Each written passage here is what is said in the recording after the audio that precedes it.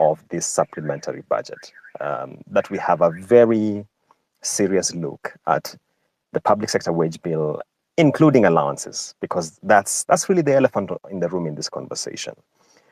And see how to rationalize that expenditure, because as we said, we're in a moment where there are no sacred cows. Any expenditure item should be able to go to the chopping board and be looked at and slashed. Think about this, Eric.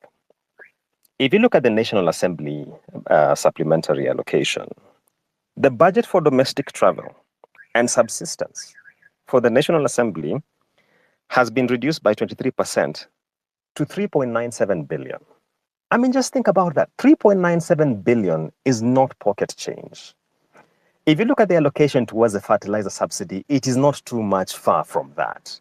But that is a line item for domestic travel and subsistence.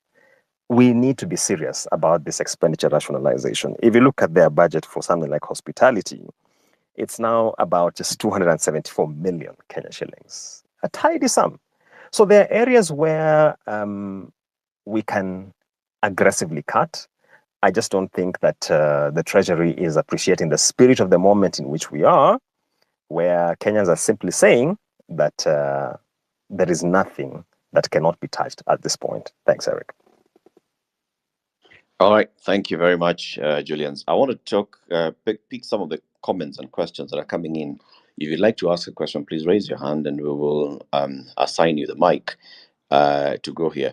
Rega says, if the intention of this supplementary budget is to address issues we've already raised on cutting on spending by slashing out unnecessary expenditure and wastage, why would public participation at this point be celebrated? Isn't it laughable that it took Gen Z to force the government to rethink its fiscal policy and live within their means? I don't find that this should be lauded as a golden opportunity. It involves the people. We needed not to be here in the first place. When I come into the comment on that, Stephanie says, in my opinion, the call for public participation is sabotage, given that the supplementary budget is way more complex and requires more sophistication to analyze. I can bet it will sail through with minimal, I'd be surprised, to no substantial or inspiring changes. Nduka says, if so, the government uses the supplementary budget as a backdoor to allocate things that they would not usually allocate through the normal budget. After voting for supplementary budget, does it take effect immediately? That's a question that Muragori, you can answer quickly as we go on. Just a question, are payments on ongoing projects under recurrent expenditure? Because I've seen the report by the Auditor General, it has a column in the county's development expenditure reports. Karaoke had told us where to find the budget. And Daniel says, I think the conversation on unpacking the budget is good, but the undiscussed conversations is how we're able to, one, increase our revenue collections with our current tax policies, and two, renegotiate our debt situation. I think we're going to host a debt conversation in coming days just to look at our debt issue. So I just want to come straight to you, James, and you can answer a couple of that question, and then we pick up some more. One, when the Budget and Appropriations Committee presents its report to Parliament next week, what happens next? And how does the voting happen? And then what happens to that? Does it go back to the president and he gets his signs and that becomes our new budget? What's that process? Thanks, Alec. Before I come to that, let me also mention that our supplementary budget, and I know Julian's had raised a question around how it is presented, is a challenge. So you have the way the appropriation bill is presented, and also the supplementary budget. There is no correlation because the estimates themselves are in a program-based format, meaning that if it's a Ministry of Health, you have the State Department of Medical Services, and under it has those programs and the allocations. Then you'll go, and then there is the annexes, and the program-based budget for this means that it allows us to see if the Ministry of Health says we are going to vaccinate 1,000 shillings, we are allocating this amount of money to the 1,000 shillings. So we would expect that the report that would be done would say, we vaccinated 700 shillings with the money you gave us, and the reason why we used the same amount of money was for reason ABCD. So now, here you have the supplementary budget that has come to Parliament. It's of course factored in program-based budget format, and the appropriation bill is now a scaled version of that, with only the programs, with no indicators themselves of the amount of money being allocated per program. But also, it even gets worse when it comes to reporting the quarterly reports. That the quarterly reports do not report per program or further sub programs, but reports in a prose form. So for anyone who does not interact with these documents now and then you miss you are not able to relate on how actually the resources were spent. So next week, when Parliament Committee, led by Dede Nyoro, have submitted their feedback, to the House, the supplementary budget will still follows the same process of registration through the committee and submission of reports in the House, and ultimately, when it's been fully voted for, it will go to the president, for assent, for it to become law. However, we need to understand that our law allows government to spend if there is no appropriation bill approved by Parliament. The government is not stopping. There is nothing, if by the end of July we have not approved the budget, the supplementary budget, it does not mean that our civil servants will not be paid. The government is allowed to spend up to a maximum of 50% of the previous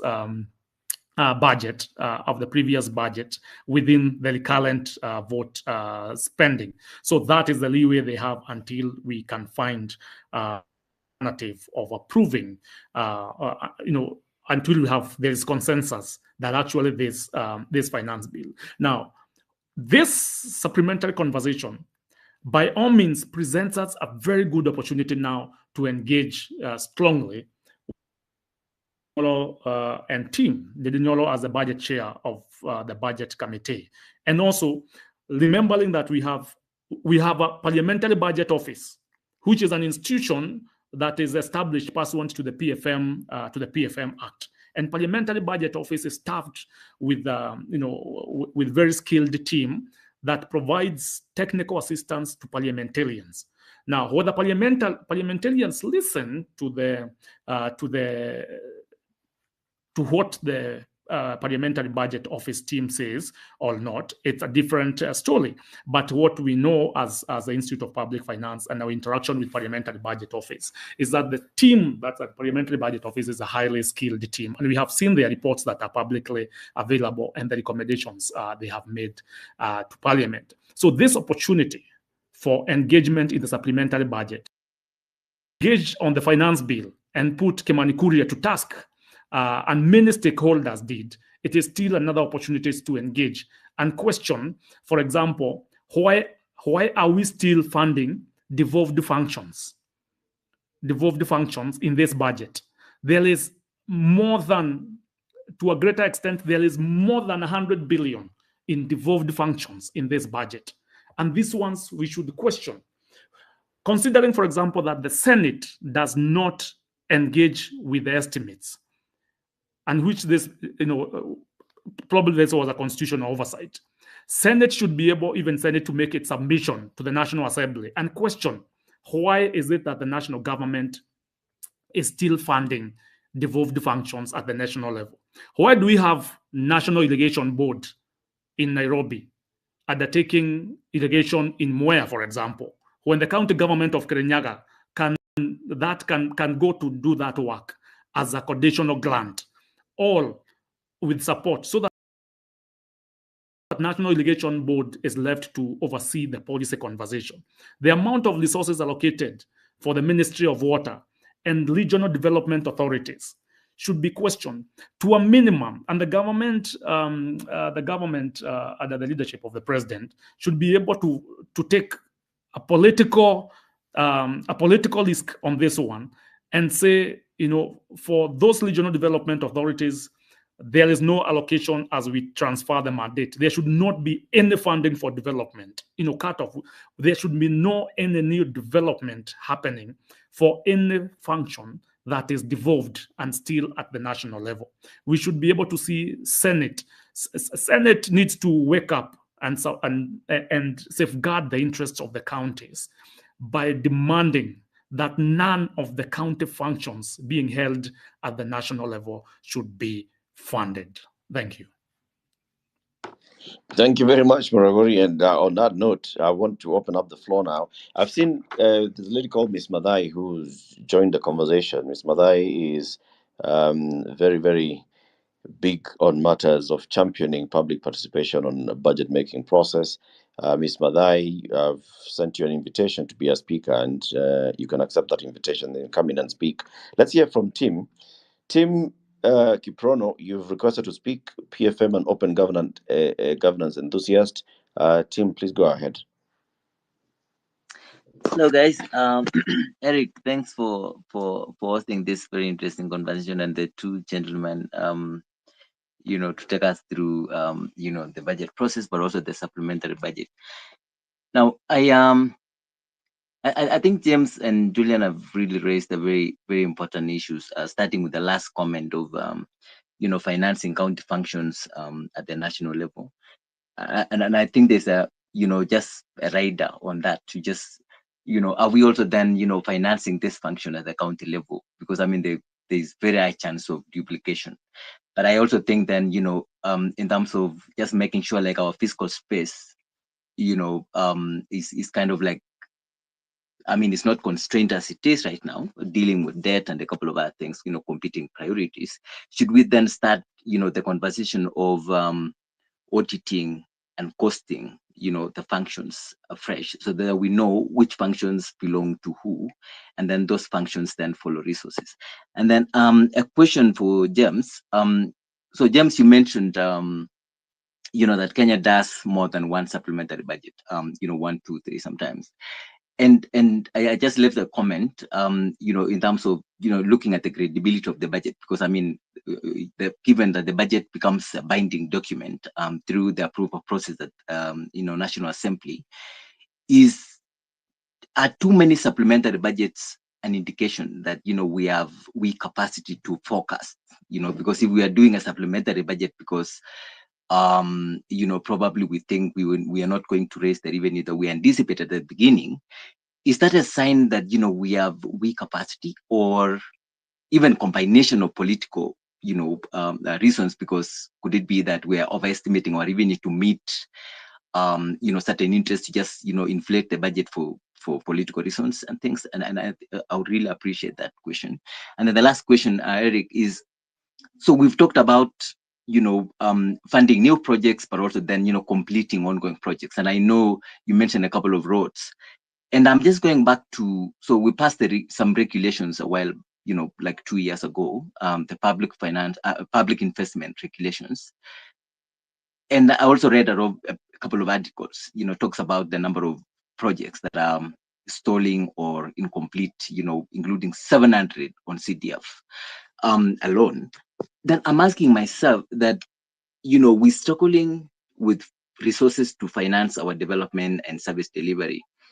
Could we also then be messing up our investment? Like, how did we decide on the road that, it's not complete, for example? So that's money that's lying somewhere. Because if the road is not complete, it means part of our money is lying somewhere and requires additional resources to finance that. Now, in terms of making choices for our investment, is it time for us to start thinking how we choose what to invest and where to invest, so that then, even before investing in a new road, then first of all, we have to complete whatever it was, it's not complete, so that we start thinking about our projects in terms of phased projects. So if our project is 2 phases, 3 phases, then we have to think about the next phase now, even like we're financing new projects for next year. So we say we have commitments for next year for projects that are not complete. So let's not fund new projects. So that then, James and Julian and the rest of us who are able to analyze budget, then analyze also then budgets from that perspective. Like, why are we, investing in a new project while there are a couple of projects that then needs to be financed,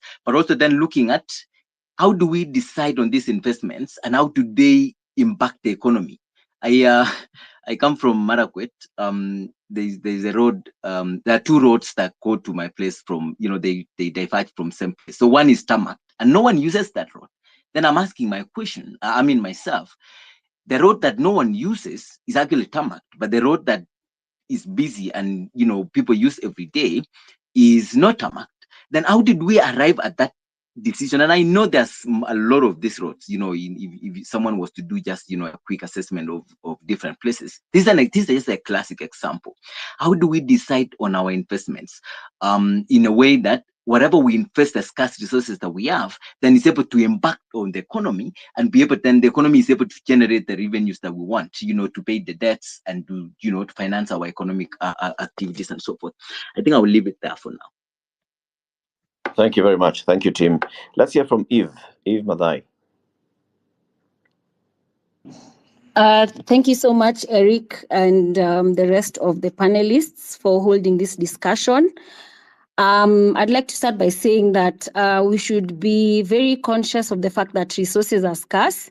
So the government cannot be able to do or implement all projects in one financial year. So you'll find that most of the time they will spread this budget execution across several financial years. Also, it is important for us to prioritize well, and that's why we're having this discussion right now. And at the same time, adequately financing critical sectors that are human rights centered. So we want to avoid significant budget cuts on human rights centered sectors such as education and health. We should also note that the budget is a powerful tool that ought to provide for equity.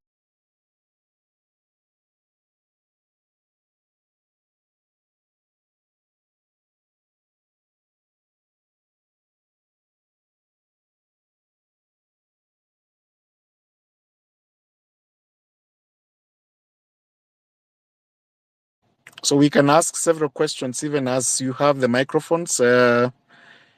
PLO, you can hear me?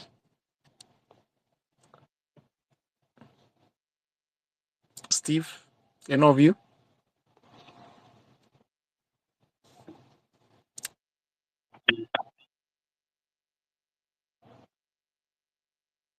Yeah, I can hear you loud and clear, Manu. Thank you. Thank you, PLO. Perhaps if you can allow us to take a few other questions on this issue so that you are able to address the same appropriately. Thank you.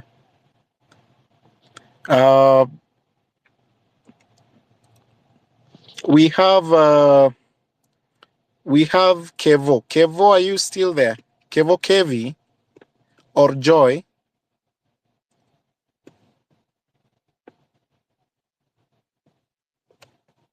Kevo Kevi.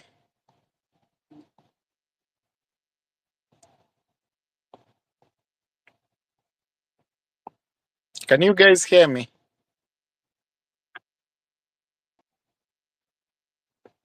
If you have a microphone and you think you're not going to drop it so that we can give other people opportunity to speak.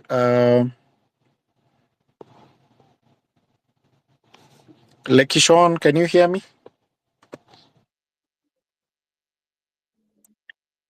Yes, clearly.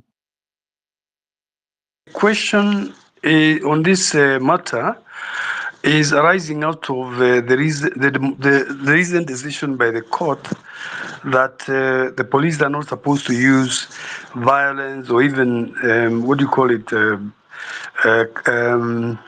tear gas and all these other violent means. And the following day, I believe, the police proceeded to do exactly what they were told not to do by the courts. The question I have is, is the Law Society, and I'm asking Madam President, going to take any action in that respect so that the police don't interfere again? The other aspect related to that is the question of anticipatory actions, such as writing to the international community, maybe the UN or some other body that, so that because this thing now requires, we look beyond our borders sometimes. We have friends, we have enemies, but I think it's good to look outwards, so that this right is protected. Right now there is a lot of impunity around it by the way the police has been behaving. Thank you. Thank you so much, Madam President. I hope you have had those questions. Let me answer some, and then you can answer the rest. With regards to our Okay. response, we'll be issuing a statement. Just we've been analyzing what's been going on in terms of the bodies that were collected, were identified. Let me not say yet identified, the bodies that were found, and what's the communication that has since come from the DCI from their last two press statements, and we'll be issuing our position on the same. As LSK, our position is we thank the DCI for calling upon us to work hand in hand with them.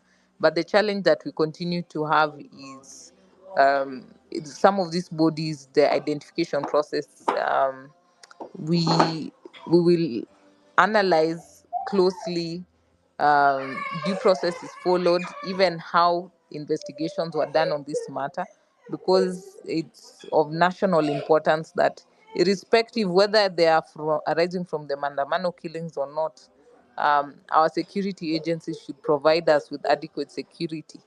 And so such killings happen in such a magnitude, and we need to see the repository where there are missing names register that can coordinate or collate with regards to those missing persons that have been found. We still have tracing people who are being found in mortuaries arising from the Mandamanos.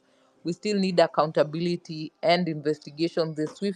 In the swift manner it was done for this particular incident to be done. We have police officers that have been identified that are still on the streets, and we hope we will not see them on the streets tomorrow, because we will censure our investigative agencies if this is what they are treating us to. We need police that have killed, police that have abused their powers to be held accountable. It's not enough that the Inspector General has resigned. That is command responsibility, but we also want those individual police officers that have abused their powers, that have killed, to be held accountable. Let them answer before a court of law. And we'll be looking at also different avenues with regards to who are our partners, local and international, that we can work to ensure that we leave no man behind and we have justice for all the victims during these protests. Thank you. Thank you, Madam President. Just to add to what the President has said, of course, we have cases in court as the Law Society, and you've seen the orders that have been that were issued by the courts on the question of the abuses committed by the police officers. As the President has indicated, we have several matters touching on the individual office bearers, office holders within those spaces. I'm talking about the DCI.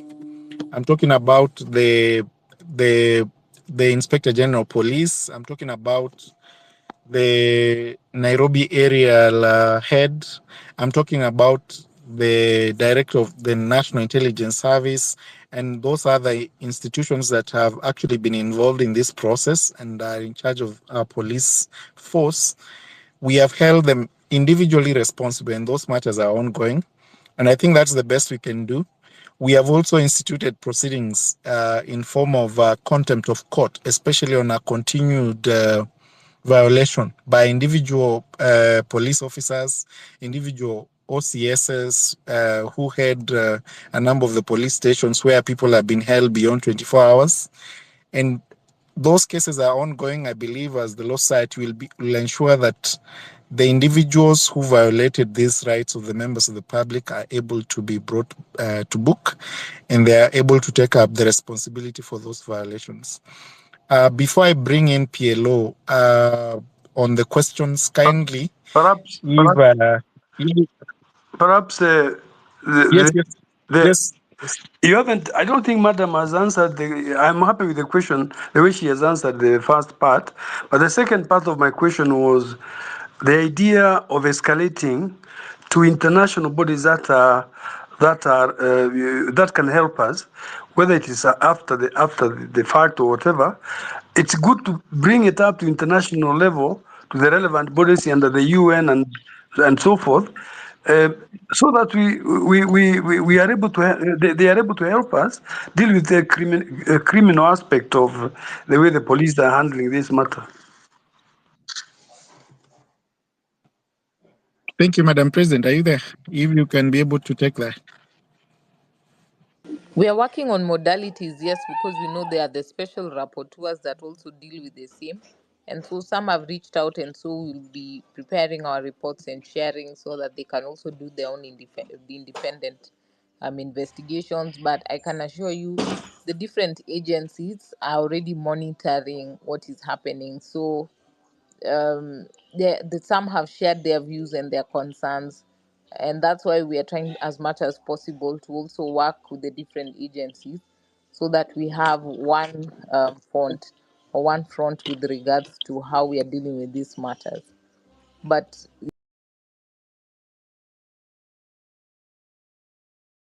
yes, some have reached out already. The scenario is in the country.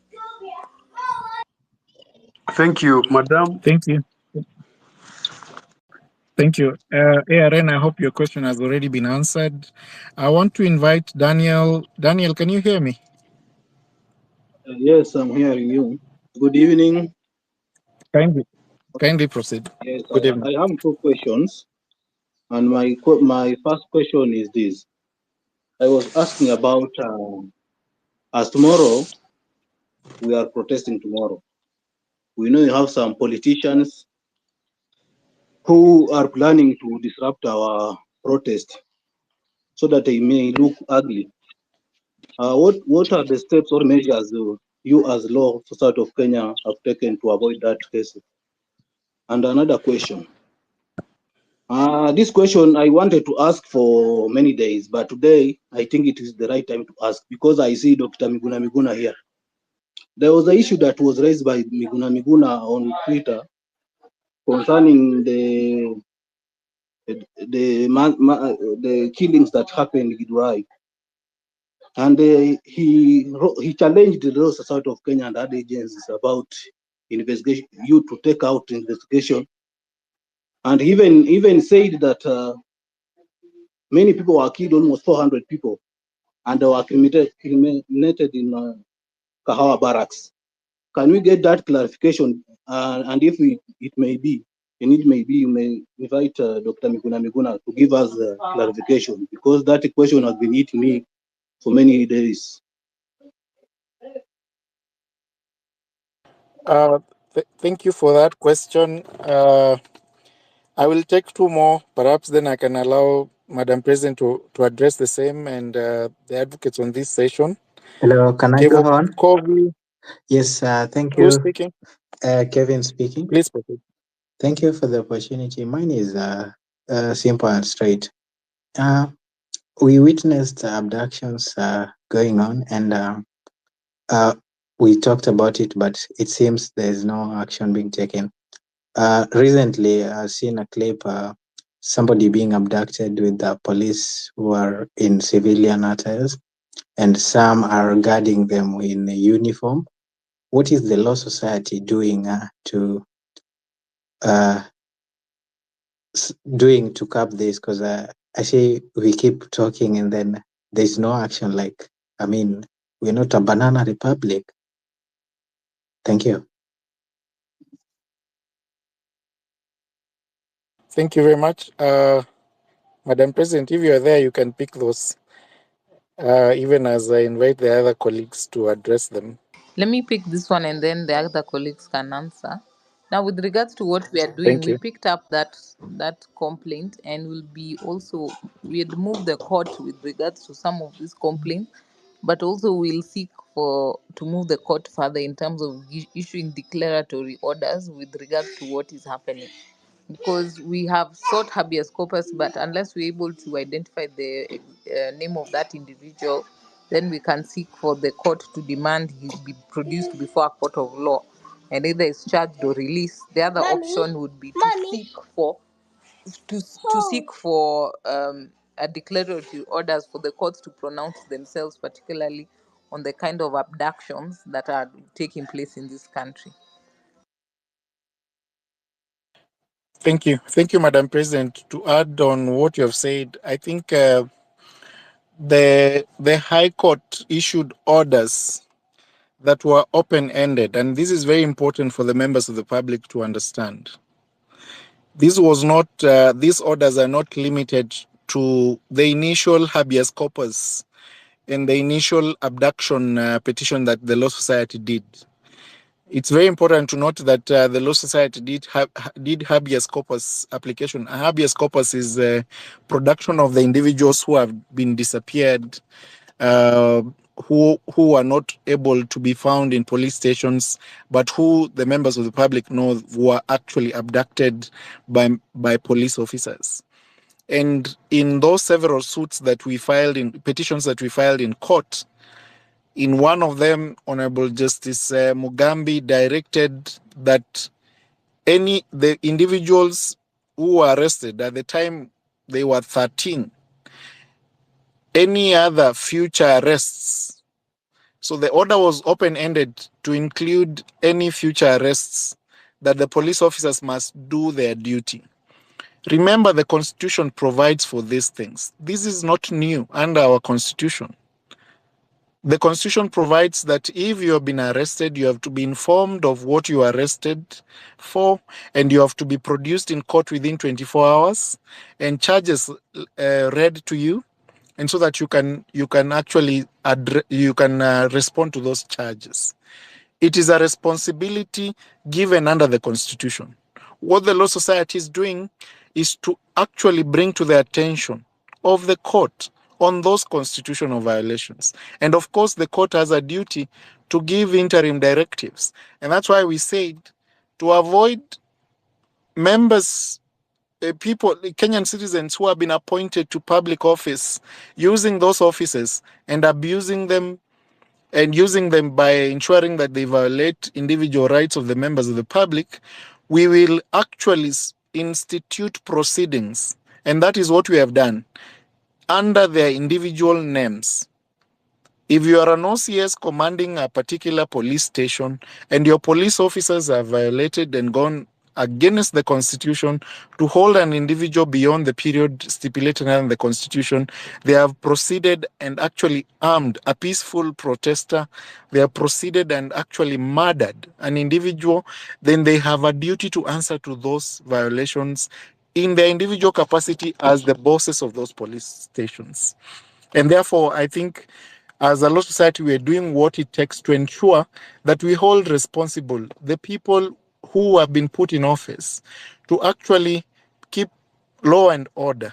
Remember, we have had several citizen assembly discussions on these questions of the Bill of Rights and the rights of arrested persons, individuals who are suspected to have committed an offense. We indicated earlier that the first 2 weeks of the demonstrations, as the Law Society of Kenya, we monitored the first demonstration. There were close to 400 people arrested in the evening of that demonstration. And in that evening, 397 were released. The only 3 who were left and who are presented in court without a charge was Boniface Mwangi and 2 others.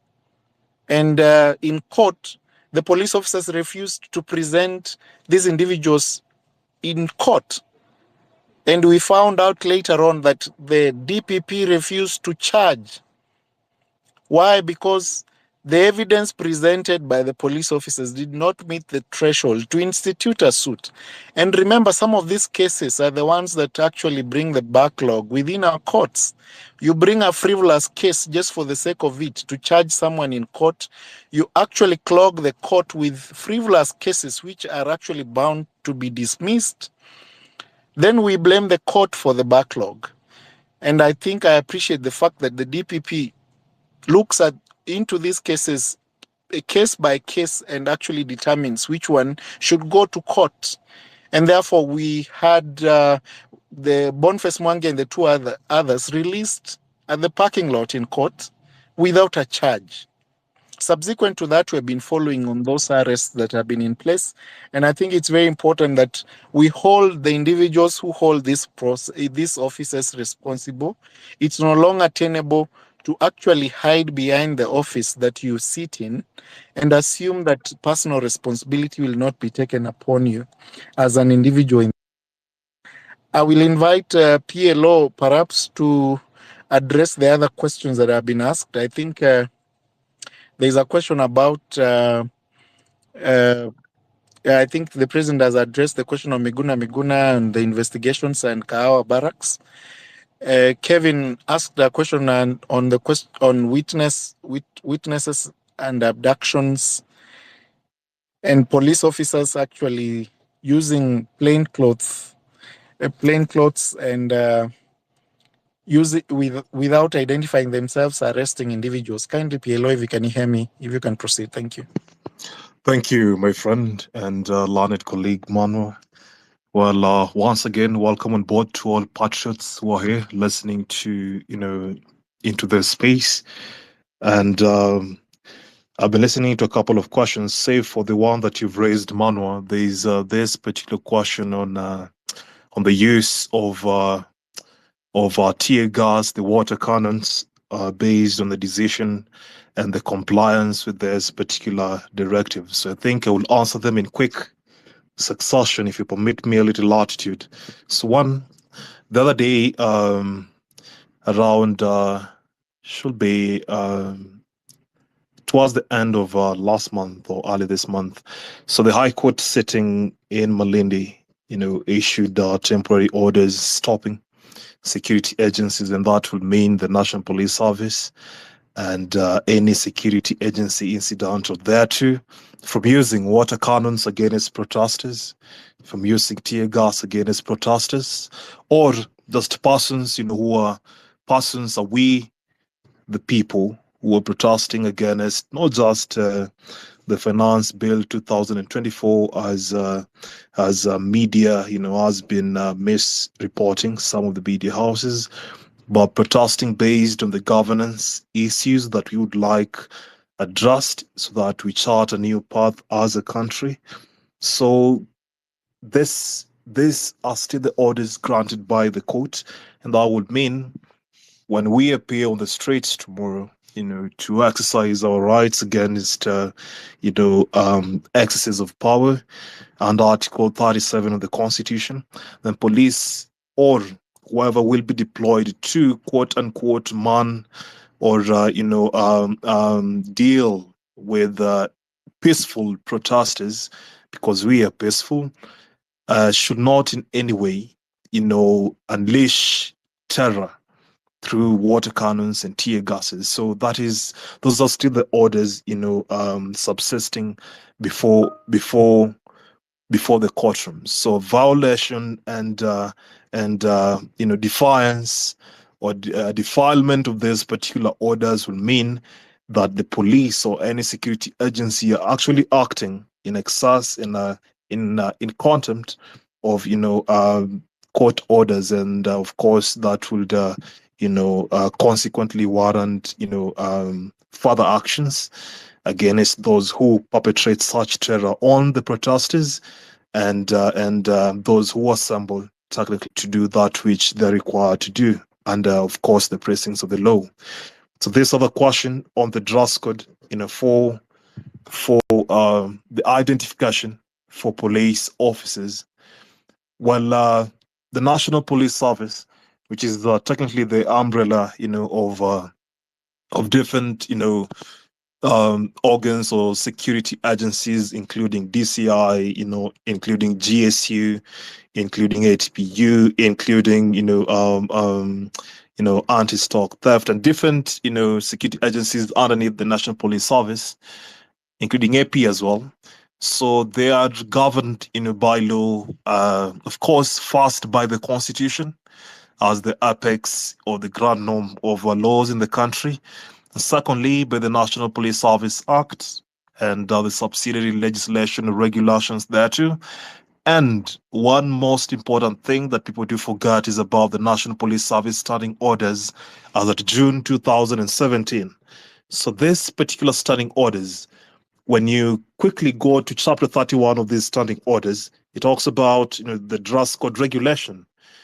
And I will move swiftly to Standing Order number 22 and Chapter 31 of the National Police Service Standing Orders.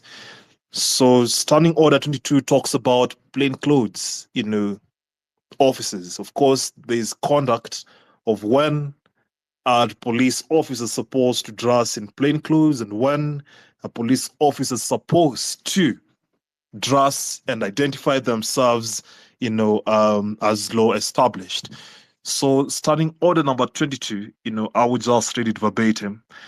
It talks about police officers other than those who are attached to 1, DCI, 2, to the Internal Affairs Unit, and then lastly, you have the VIP protection sections and crime branches who shall wear uniform when on duty. So that is the provision under Standing Order number 22, Chapter 31 of the Dress Code Regulations under the National Police Service Standing Orders. And then further, the Standing Orders direct that, if you don't conform within those particular exemptions, however, even these particular exemptions require special circumstances, and nowhere would Article 37 fit into special circumstances where even officers from DCI or officers from Internal Affairs Unit, and VIP protection sections would meddle into a peaceful protest. Because the first question you should ask yourself is why would, officers attached to VIP protection sections when, 2 or so weeks ago after the untimely and sad demise of Rex Kanyeki, may his soul rest in eternal comfort, the officer who apparently, was alleged to have, shot him, it was alleged he works at the office of the president. So why would an officer who works at the office of the president, which I would assume based on Standing Order number 22, works for the VIP protection, or maybe not, because when you look at OP, Harambee House, the way it's wired, different departments require different manning. Of course, there are officers who may be working at the office of the president, Harambee House, but they just man either the main gates or the doors that lead to the offices of different persons who work at that particular building. So why would police officers within the VIP protection unit, within the Internal Affairs Unit, involve themselves in peaceful protest? So the bottom line here is that identification of police officers should be at all times, either if you don't have, your badge or ID or your service number, which is normally displayed, at the left, subscript of the respective officer, then you are only in defiance of the law. So this has been happening time without numbers, and I think most of you, if not all of you, have seen this maroon or red type of double cabin with persons who mask themselves up.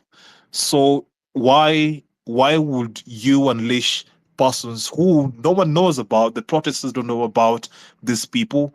But what is even more saddening is the officers in uniform are working hand in hand with these other persons who haven't identified themselves. They've masked up, they've put all those gears. You don't know exactly who you are dealing with, whether this is a genuine officer or this isn't a genuine officer. And I think LSK has filed. Manu, I think, will shed more light on that, on the identification, the mandatory identification of, police officers on duty. Because if you are deployed to calm and calm down protesters, these are peaceful protesters. So technically, there's no violence that should be arising. But it gets to a point where violence is instigated by the said police officers who are on duty just to protect, any, form of, property, destruction, and so on and so forth. Even in those particular circumstances, it is required that I know who exactly am I dealing with as a protester, because I'm not carrying any weapon.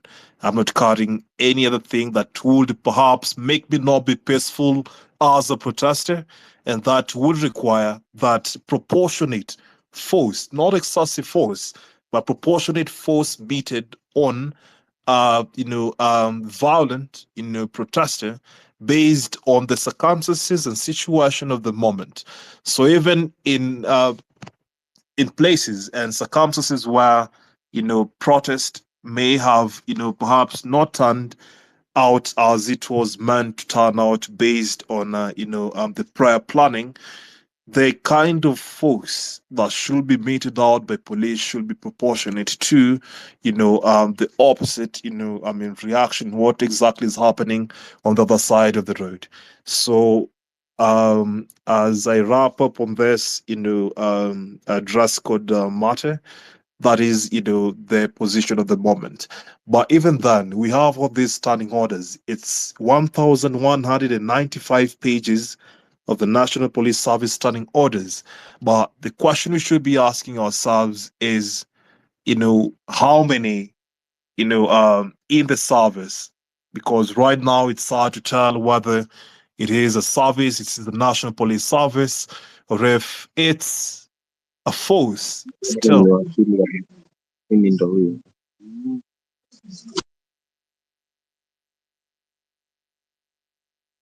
PLO, kindly proceed. We have lost you. All right. PLO, unmute yourself.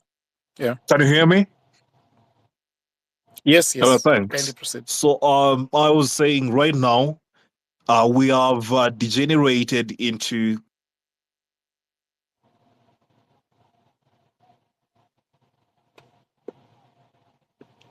Go on, PLO. We lost you again.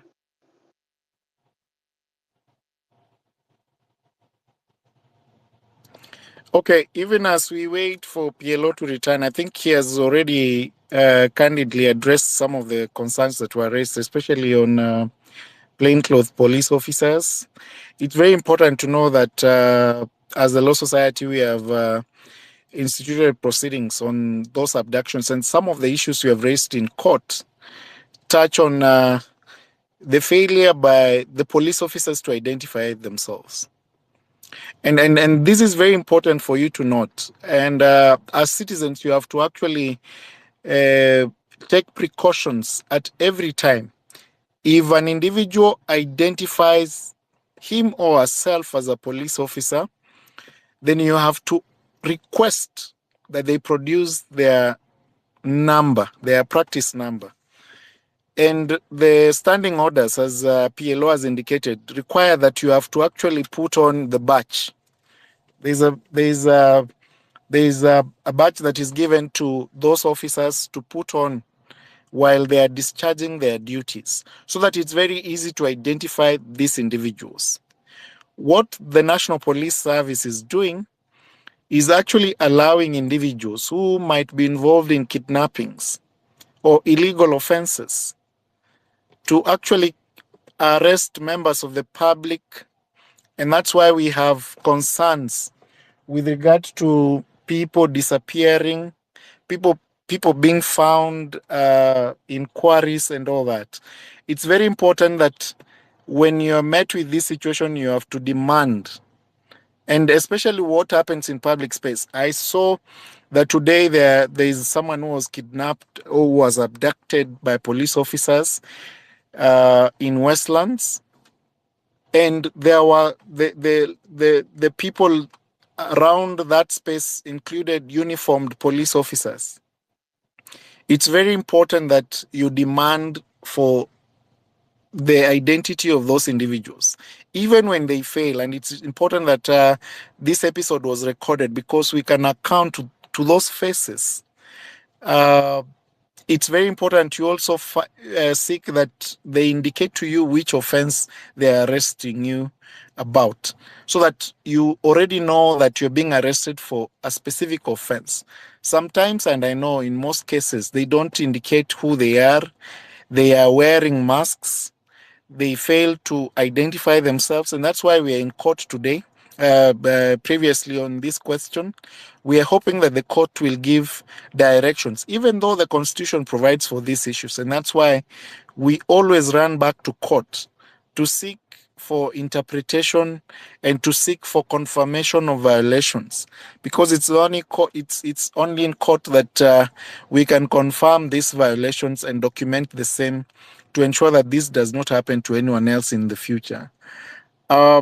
We can open up the discussion. I want to call Mr. Daniel. I think if you have spoken, kindly drop your microphone so that we can allow as many people as possible. Mr. Daniel, can you hear me?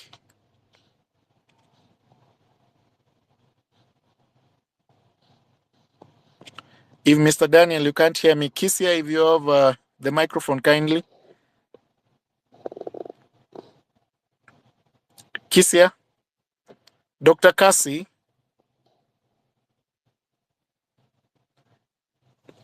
Dr. Kasim? Mohammed, can you hear me?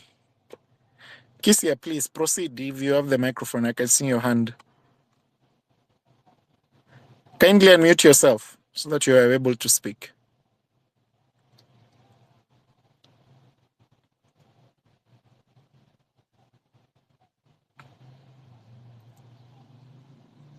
Mohammed, are you there?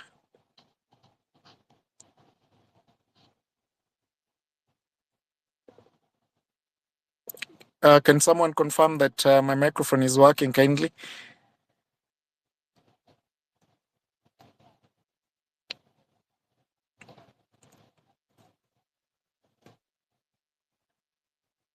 Kisia?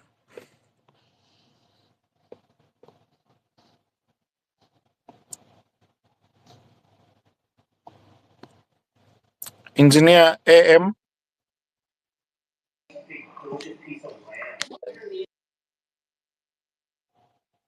Engineer AM, can you hear me?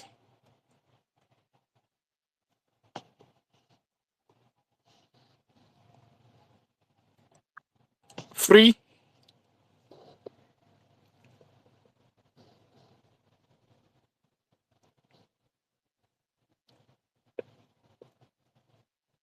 Free, are you there?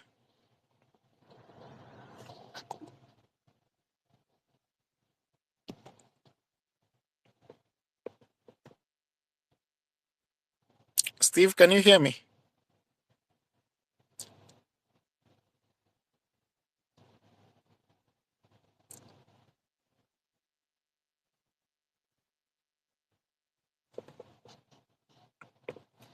Mohammed Adan? Mohammed Adan?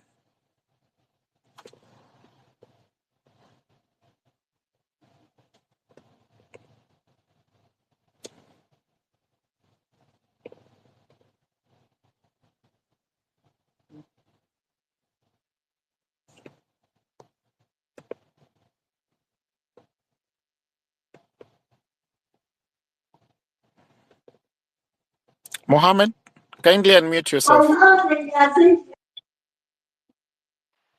Mohammed? Can I proceed? Dr. Kisia, proceed. Dr. Kisia, proceed. We have had internet issues. Kindly proceed. Okay. Mine is a question that has been asked by someone on the comments. He said that there are some people who are arrested in Bondo, but I think it was last week. So until now, they haven't been released. And upon inquiry today, they said that they were transferred to Siaya police station. So I don't know how that can be addressed. Thank you.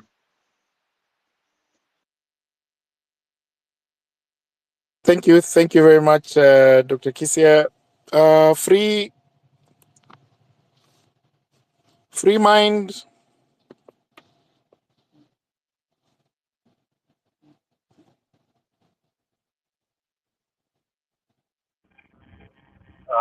Can you hear me? Hello? Kindly speak, we can hear you. Okay. Mine is to appreciate the information that is being laid out so that people can be aware of the responsibilities that done. So I hope we'll all meet tomorrow and we'll spend make sure we don't violate other people's and yeah, that's all for me. And thanks for the session. Thank you, thank you. Mtu Jazi, Kenya. Hear me? Yes, we can hear you, Steve. Thank you very much for this opportunity. It's an honor that you have considered people with not much of a following. So my question will digress from Article 37 of the Constitution, and will just inquire about. So the clarion call has switched from reject finance bill, and it went to Ruto must go. Now we are advocating for good governance and accountability in government. Now, the question is, what will essentially happen if our president decides to resign? We know that that will be a difficult thing to come to reality, but there is a possibility. And if the possibility becomes reality, what might happen? I would like to get clarification on that, and thank you very much.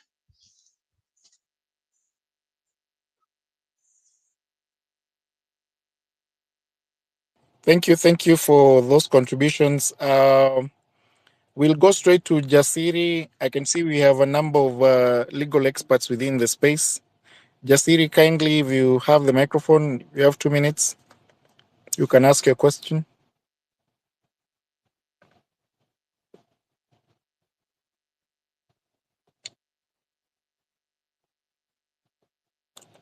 Jasiri, can you hear me? If you can't, Mtu Jasi, if you have the microphone, please.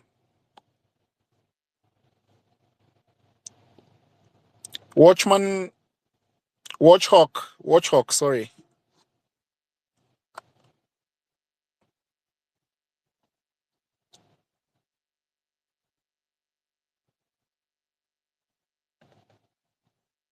Okay. Kisia, you're back.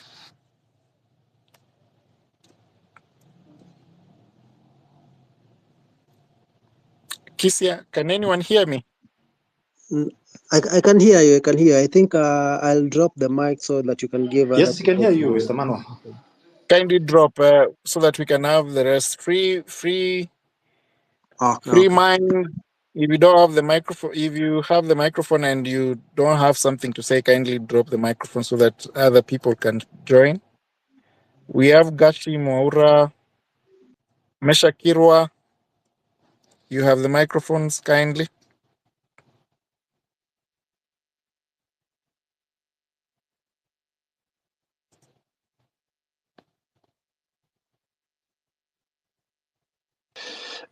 I think I can see PLO is back.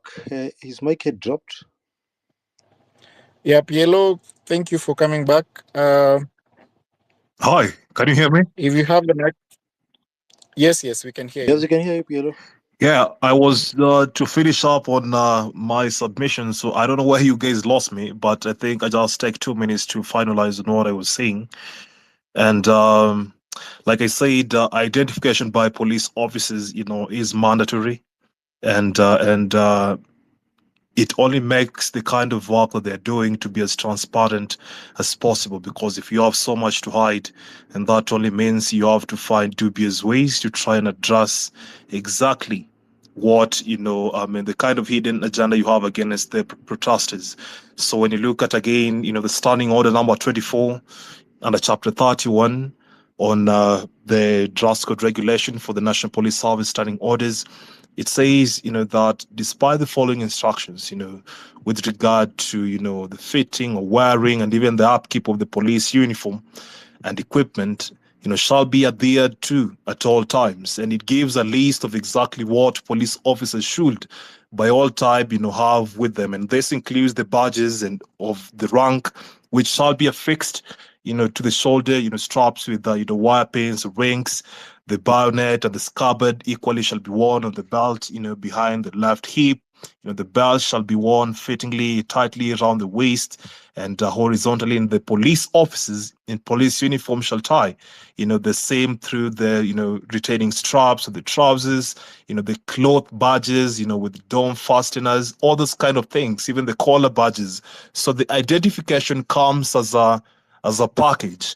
So if a police officer doesn't have all this save for the police officers in VIP, protection, the internal affairs unit, the DCI, whose mandate actually are even limited not to interfere, with protesters, because only one with ill motives and working in those three of the tripartite of the institution that I've mentioned will have a different motive to interfere with the protesters. So I hope the matters, filed by, LSK on compelling, police officers to be identifying themselves and do away with this kind of plainclothes, dress code, which I think for me is being used to address different agenda and which is quite different from what, police officers are deployed on the streets to do.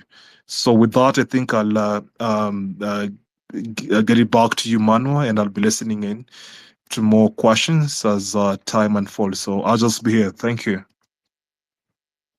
Thank you. Sorry, I think I need to recognize the presence of Steve. He's a co-convener, Public Interest Litigation Committee of the Law Society of Kenya. Council member Steve, welcome. I can see Wakil Ndegwa and several other advocates listed up. Perhaps if we can take several other questions. Mr. Nyakwama Hamisi Dennis, if you can actually raise your questions. And then we can have Livingston, and then Justice. If you have the microphones. Yes, good evening. Good evening, kindly proceed. Yes, I'm raising a concern about Kakamega. We have had a plan of mechanics who have been paid to go and counter the protesters, the peaceful protesters tomorrow. So I don't know it can be managed from the other side. Thank you.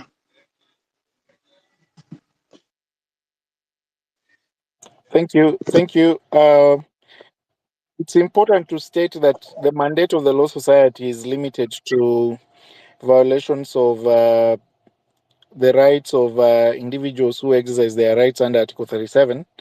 There are issues that we are not able to address unless, of course, you supply us with that information.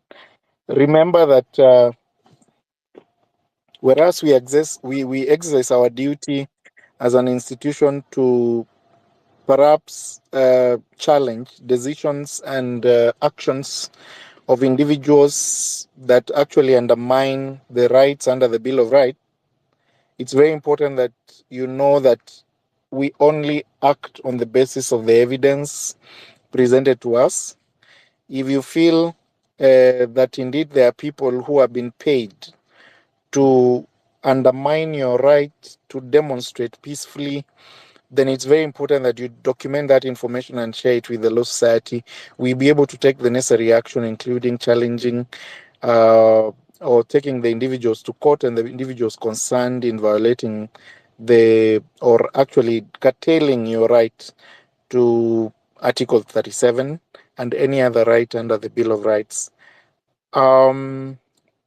Mr. Livingston, are you there? Yes. Oh, yes. Nyajeni. Kindly proceed. Oh, so mine is just I'm directing my question to our LSK president about this.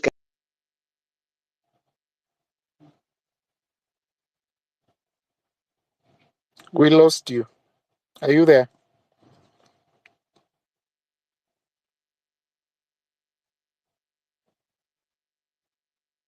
Livingstone, are you there?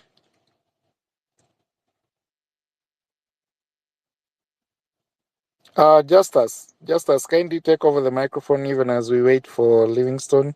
Justus Okumu.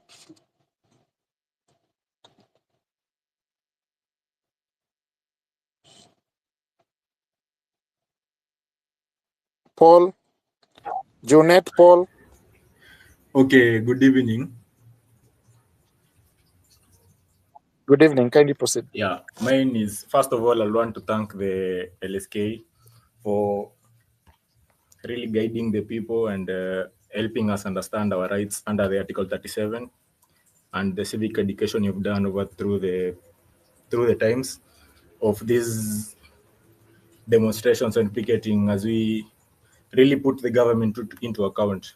So my greatest concern about today is in an occurrence where an individual is abducted and, worst case of all, murdered.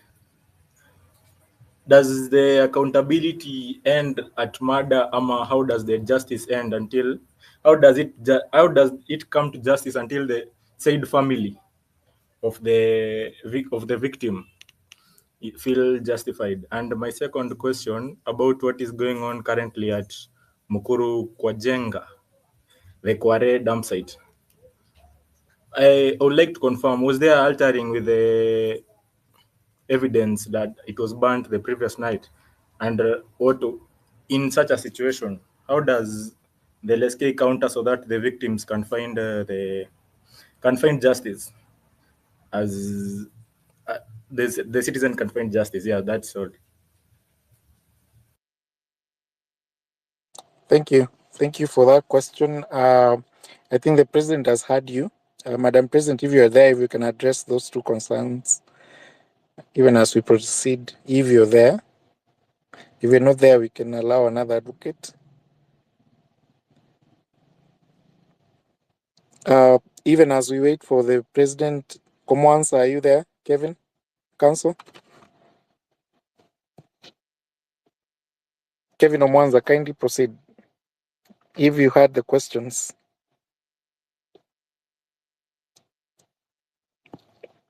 PLO, are you there? Komwansa, proceed. Yes, I if you could come just on ask him to repeat the question kindly. I think he asked two questions about the abductions and murder. Does it end at murder? Does the process end at murder? And what is supposed to be done after a person is found to have been murdered?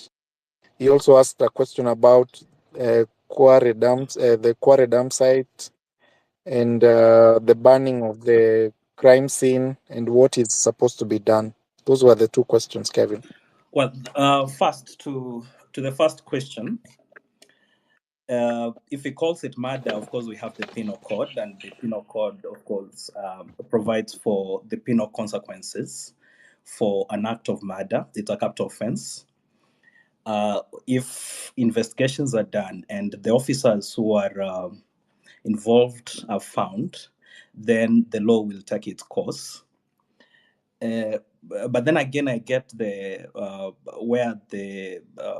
where he is coming from, because he's asking this question in the context of the protests that are ongoing and the abductions, and of course, when somebody is abducted in such a nature and killed, it complicates the whole thing, because then it's difficult even to identify the perpetrator, because some of the perpetrators are in uniform. It's a special kind of a crime, but still, if there is there is goodwill from the security agencies and they decide to investigate and the officers are found, then it will be treated as any murder. You remember the Willie Kimani case, when the officers were implicated in the murder of Advocate Willie Kimani and the other people who were in the taxi with him. The officers were prosecuted, and they were convicted, and they were sentenced. Now, the same applies to abductions. Now, to the second part of your question, what happens to Mukuru Kwanjenga now that they have banned the crime scene? I listened to the director at DCI and when they were doing a presser in the morning, and they termed the place as an active crime scene. It baffles me as it does you that they had to burn it up if they actually did it. And I think that is something that we will, as the Law Society of Kenya, perhaps you need to look into and provide direction. Thank you. Thank you. Thank you very much, Kevin. Meshach, are you there? Meshach Kirwa. And even as we get Meshach on the speaker, I think we have Mugweru. James, if you have the microphone, kindly if you can ask your question so that at least we're able to take a couple before a response is issued. We have Justice. Martin, kindly unmute yourself and address your concerns. Martin.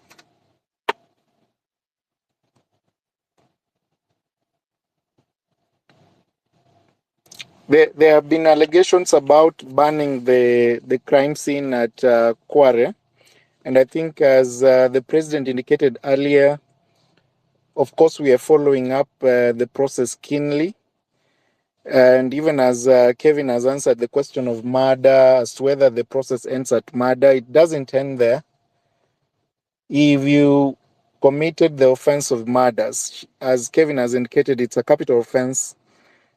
We have to follow it up to the end to ensure that the people who committed those offenses are brought to book. Of course, there's the narrative that has been presented by the DCI. And of course, if they are in control as they purport, we expect that they need to give a report as to what happened and when it happened, and perhaps investigate, because they have capacity, resources to investigate and report to the members of the public as to what transpired and how those bodies were found there, and whether they are victims of the demonstrations or they are victims of a serial killer, as they actually indicated. So what it means to say that the place is it's a crime scene, it means that they are still investigating and they are fact-finding. It's important to note that they have that duty, and sometimes it's very difficult, us as the law society, to interfere with an investigative process. It is their mandate, but we have a duty to hold them responsible and accountable in the information that they actually share to the public. And so we'll continue to find out and continue to record the bodies being discovered and profile them in terms of ensuring that justice is met, in terms of the families of the deceased person getting closure in terms of facts as to what transpired and how these people's lives were taken away. Junet, are you there? Jaunet, Paul. Hello, Still here. you can hear me? Okay. Yes, please. Yeah, I'm still here. So, considering there is a point I want clarification. Considering how the abductions happen and there is no one who is taken to any police station, and there is no recording of the arrest and everything, it just happens chini ya maji with the rogue cops who, as PLO mentioned, they have no name tags, no uniform, so you can't even be sure if they are cops or not. Is it some kind of hard to follow up on who did what, why, and how? Yeah, thank you for that question. We can take one more. Evans, can you hear me? Or Martin? Kindly, if you don't intend to speak, it's always important to switch off your microphone. Yes. Okay, thank you very much. Actually, it's interesting that my question was just asked by the person, by Janet, who just spoke. But on top of that, I first also wanted to give the Law Society of Kenya your flowers. The lawyers have not only been part of helping those people who have been arrested, say whether they are Hello. activists or content creators or anyone in Kenyan, you guys have been able to come through, and also the filling in the gap of information. I believe that is the biggest role that you guys have played, and for that, kudos to you guys. Keep it up and keep informing people of what they need to know. But otherwise, Junet has already asked what I wanted to ask. Thank you. Thank you very much. I don't know whether PLO you're able to respond to that question quickly so that we take another. Hi, can you hear me? Yes, proceed kindly. Well, on the issue of follow-up, I think that's the question that was asked by one of the patriots on this particular space. Follow-up isn't a problem, especially for rogue officers or thugs in uniform. Uniform is in court because the kind of regalia and paraphernalia, they're putting on is not synonymous to what, police officers who are governed by ethics, who are governed by the National Police Service Act and the regulations, who are governed by the National Police Service standing orders, or and equally our own constitution should not be behaving that way. So LSK, does its work to, at the end of the day, to protect, to defend, and to uphold the rule of law, and that will mean compliance, with what is happening, beyond compliance, follow-up, accountability, and transparency of what is happening beyond, the LSK as a society and as a body. So accountability for these rogue cops, and I think LSK has been on the trail of just trying to gather what they need to gather, just to bring to book the perpetrators and people who are unleashing unnecessary terror on the citizenry against what is required below, officers who kill at will, officers who maim at will, officers who perhaps abuse, misuse their powers, because at the end of the day, there's someone who has their backing. But as Dr. Martin Luther King once said, that the arc of the moral universe is so long, extremely long, but someday when it bends towards justice, it bends, and there's no other escape route. So LSK will keep on doing the kind of work they do to monitor, the situation, and just at the end of the day, the lives that we lost, the wrecks, Kanyekis, and tons of others that we lost along the way. At least the death wouldn't be in vain, because what we want, not just as lawyers, but because we are first citizens, before we become lawyers, and our duty, is to amplify, the voice of the members of the public, to be there for them when they need us, and just to be the third eye, and check on the excesses of power across, all organs and state agencies. So yeah, the follow-up will be there, and it's been there, it's ongoing. So when we have all these people, brought to book, on the evidence, that we have collected, and the ODPP hopefully, shall approve the same to kickstart, the trial process, watching briefs for the victims of all, these excesses, meted on them. Yeah, that we shall continue doing, and we've always done, and we will continue doing, even when tomorrow dawns, and in the other days as well. So I think with that, Manu, I have responded to the question. So again, keep asking questions rather, and we will be here to respond. So back to you, Mano. Thanks. Thank you, PLO, for those submissions. I can see Dr. Miguna, if you have the microphone, Yes. perhaps if you can proceed. Good evening, everyone. Thank you very much for giving me the opportunity to speak. I want to express my gratitude to the Law Society for being patriotic and for stepping in to defend the rights of Kenyans that have been seriously been subverted by the members of this current regime. I had a question asked which I wanted to attempt to answer, not as an officer of the Law Society of Kenya, but as a member of the Law Society of Kenya and as a citizen of Kenya. The question that was asked, and I don't think it has been answered, is what happens when William Ruto resigns or when we remove him from power, as might happen tomorrow. I believe that this is more of a political question than a legal question, but I'll answer both ways.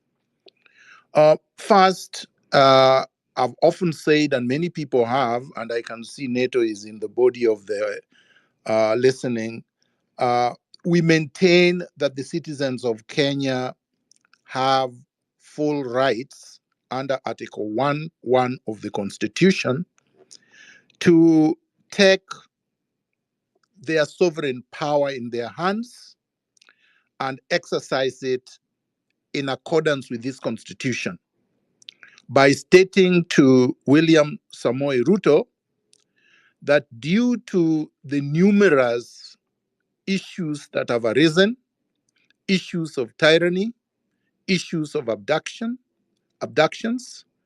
issues of looting, issues of failure to listen to the country, proceeding to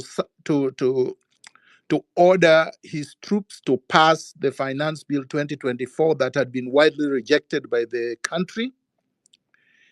They no longer have confidence in his leadership.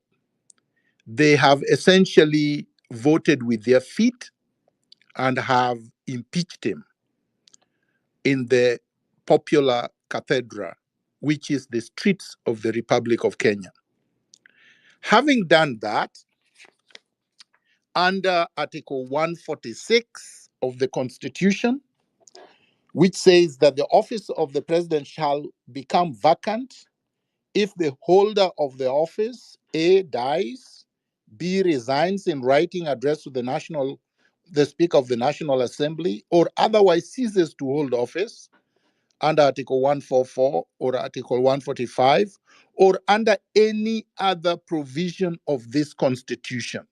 Which means that under Article 146C, the people can withdraw their support that they gave, the power that they donated to the president under Article 1, and can decide to exercise it directly. Once they do that, I submit, and I've suggested this elsewhere, that because the people have also expressed their dissatisfaction in the manner in which the National Assembly conducted itself on June 25th, and therefore rendered its judgment against the Speaker and members of that assembly, plus even the Senate, because of the passage of the conflicts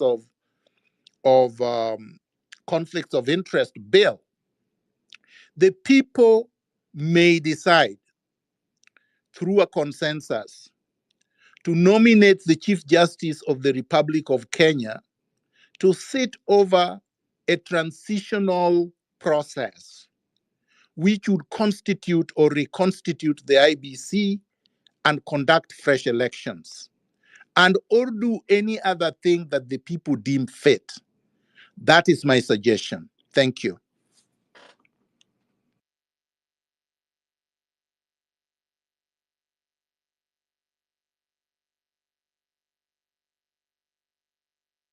Thank you, Dr. Miguna, for those contributions. And I think we have heard you loud and clear on the suggestions that you've made. At this juncture, Abdurrahim, you have the microphone. Thank you so much. My name is Abdurrahman. I am in Mombasa. I want to thank first of all the Law Society of Kenya for the role they have played in this struggle, for standing up for the citizens that were wrongly accused and arrested and those that were abducted.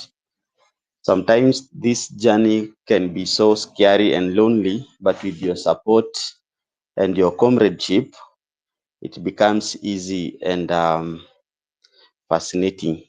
My question, I'm seeking a legal opinion concerning citizens' arrest. The question of infiltration by goons and state-sponsored attackers that could infiltrate peaceful protests, as we are planning to protest tomorrow in the streets of Mombasa. We have organized ourselves into groups, especially for males, that are going to be notifying and identifying errant looters and people snatching probably smartphones and handbags from mostly females and members of the public, and destroying property in the streets of Mombasa City. So we needed a legal opinion from the Law Society concerning what are the laws that guide citizens arrest. How can we arrest such people, and what are the limits maybe that should not be what are the limits that should not be crossed, so that lest we are not accused of assault and probably all that maybe. So in citizens arrest, what are the procedures and what does the law say about arresting someone that has come to infiltrate a peaceful protest and causing maybe looting, snatching, and destroying public property and burning vehicles? Thank you so much.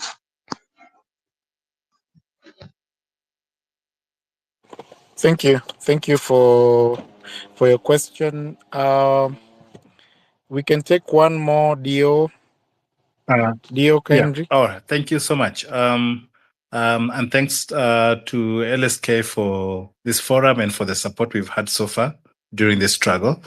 Mine is with regards to the national flag, which has become our symbol during the demonstrations. And I just want to know, what are my limitations of using the flag? I bought one, and am I legally allowed to hang it, say, on my window or somewhere in the house, or where am I limited so that I don't also break the law while I use the flag during my the process of demonstrating us? Thank you. Thank you very much. I think we have KD. Yeah, I'm here. How you guys doing? We're fine. I'm just Kindly thankful. proceed.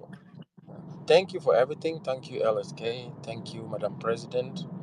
We have a lot of faith in you, and I just have been trying so much to be on, like say, pass on my questions. But I think most of the Kenyans really want someone to listen to them, which is very, very impossible. I believe a good leader listens, unlike what we have in our country.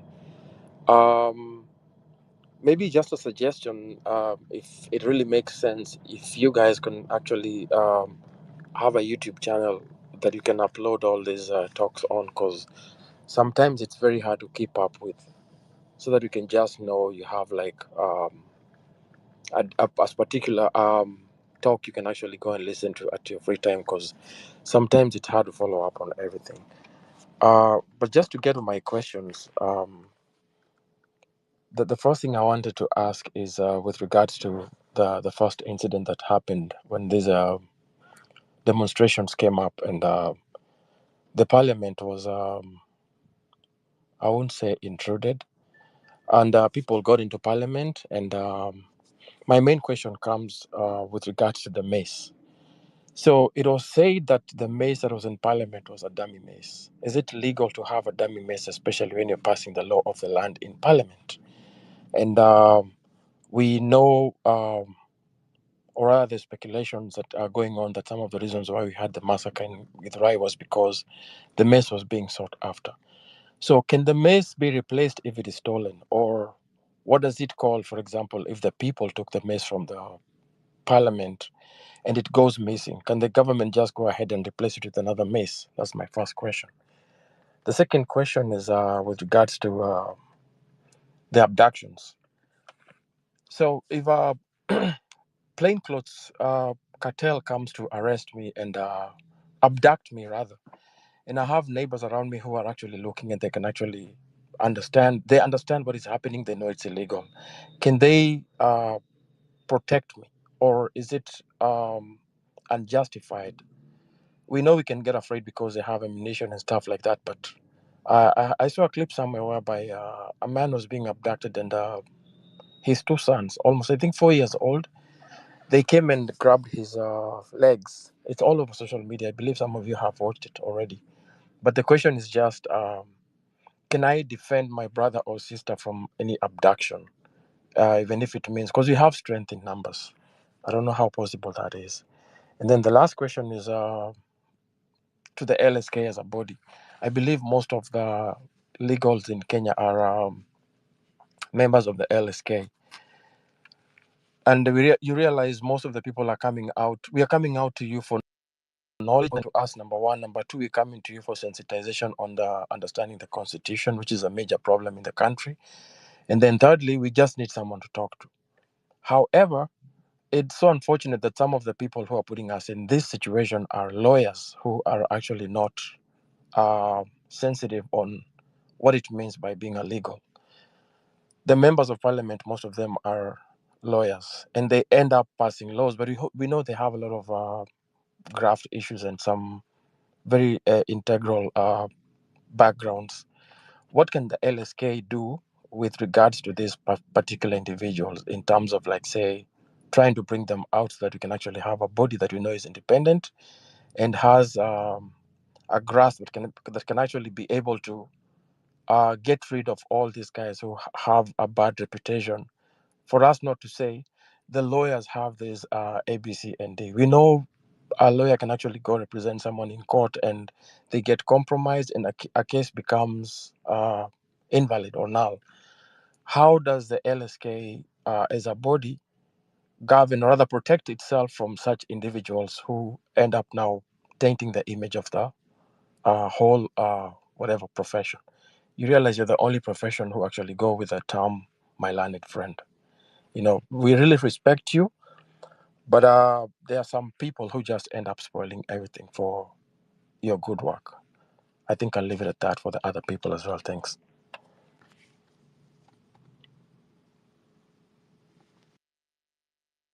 Thank you. Thank you for those questions and contributions. I will allow Mono, can you hear me? Dio. Yes, PLO. So I If you can can address some of the I can concerns take up kindly so that we don't have it. I can Yes.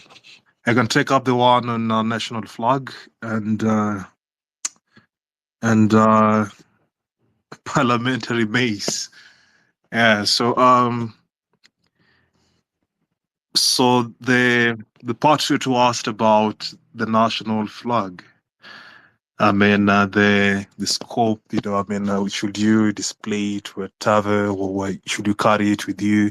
So when you look at Article 9 of our Constitution, it talks about the national symbols and the national days. And one of those national symbols of the Republic, that is Kenya, is you have the national flag. Of course, the national anthem, the coat of arms, the public seal, those are just extras. But the national flag is one of the national symbols. I would again refer you to a statute that equally talks about or establishes the national flag, the emblems, and the names. So that is the National Flag, Emblems, and Names Act, Cap 99 of the laws of Kenya. It's a very, very old act which I think should be repealed by now because it has overstayed its use. Because it first commenced its force of law on 10th of December 1963, and then after it was assented to on 9th of December 1963. So those are close to 50 plus years technically of having this statute, and with the emerging jurisprudence, then I think it's high time Parliament saw it fit to repeal this kind of legislation. So what this particular statute provides when it comes to the national flag, I just take you to Section 3. Section 3 of this particular statute talks about the prohibition of improper use of emblems, names, and likeness. And there is another one on prohibition of display of certain flags. So the wording of this Section 5 of this particular statute is that no person shall display at any place or on any premises any flag or banner, or even permit any flag or banner to be so displayed, being in either case a flag or banner other than a specified emblem which is reputed to belong or is held out by any authority as belonging to the territory of Kenya or of any particular part thereof other than the area of a local authority. And then it goes ahead to talk about that any person who contravenes this particular subsection 1 under section 5 shall be guilty of an offense and liable to fine not exceeding 5,000 shillings or to imprisonment for a term not exceeding 6 months or to both such fine and such imprisonment. And then the last subsection under this section 5 talks about this particular provision of the law applying or binding the government. But here's the gist. The same particular statute talks about, display of flying of national flag on a motor vehicle, and as it currently provides, it talks about the president, the deputy president, the chief, justice, the cabinet secretaries, the speaker of the National Assembly, speaker of the Senate, all those kind of people. But the question we should all be asking ourselves, if the display of such national flag as a treasure and as a national symbol actually displays, our own, ethics, our own, integrity, our own kind of conduct and moral compass as a people. So it shouldn't be an offense for someone to carry with him or her flag to the protest. It shouldn't be an offense because technically, that's what, patriotism should be all about. And legally, because we have quite a number of statutes that were enacted, prior to the, Constitution of Kenya 2010, and some of these statutes to date are not in compliance with the Constitution. So freedom of conscience is one of the rights provided under our Constitution. So if your conscience, which should be respected by the state, to carry with you whatever national flag of our country, whatever size it is, to as a symbol of, protest against excesses perpetrated by the government, then by all means do. So you carry your flag because there shouldn't be any offense. At the end of the day, is our own constitution should be our guiding, star. So in as much as we have statutes that are not fully in compliance with our constitution, then it only means Parliament has much more work to do, to try and revise all these, I would call them a cake, or even defunct statutes, because some of the, provisions I keep reading, in all these statutes that were enacted prior to the 2010 constitution, most of them have been either overtaken by events or they still, maintain what we call the rigidity of, of a way of people or a means of livelihood, by the Kenyan, citizen. So you carry your flag tomorrow, please, by all means, be proud of it, and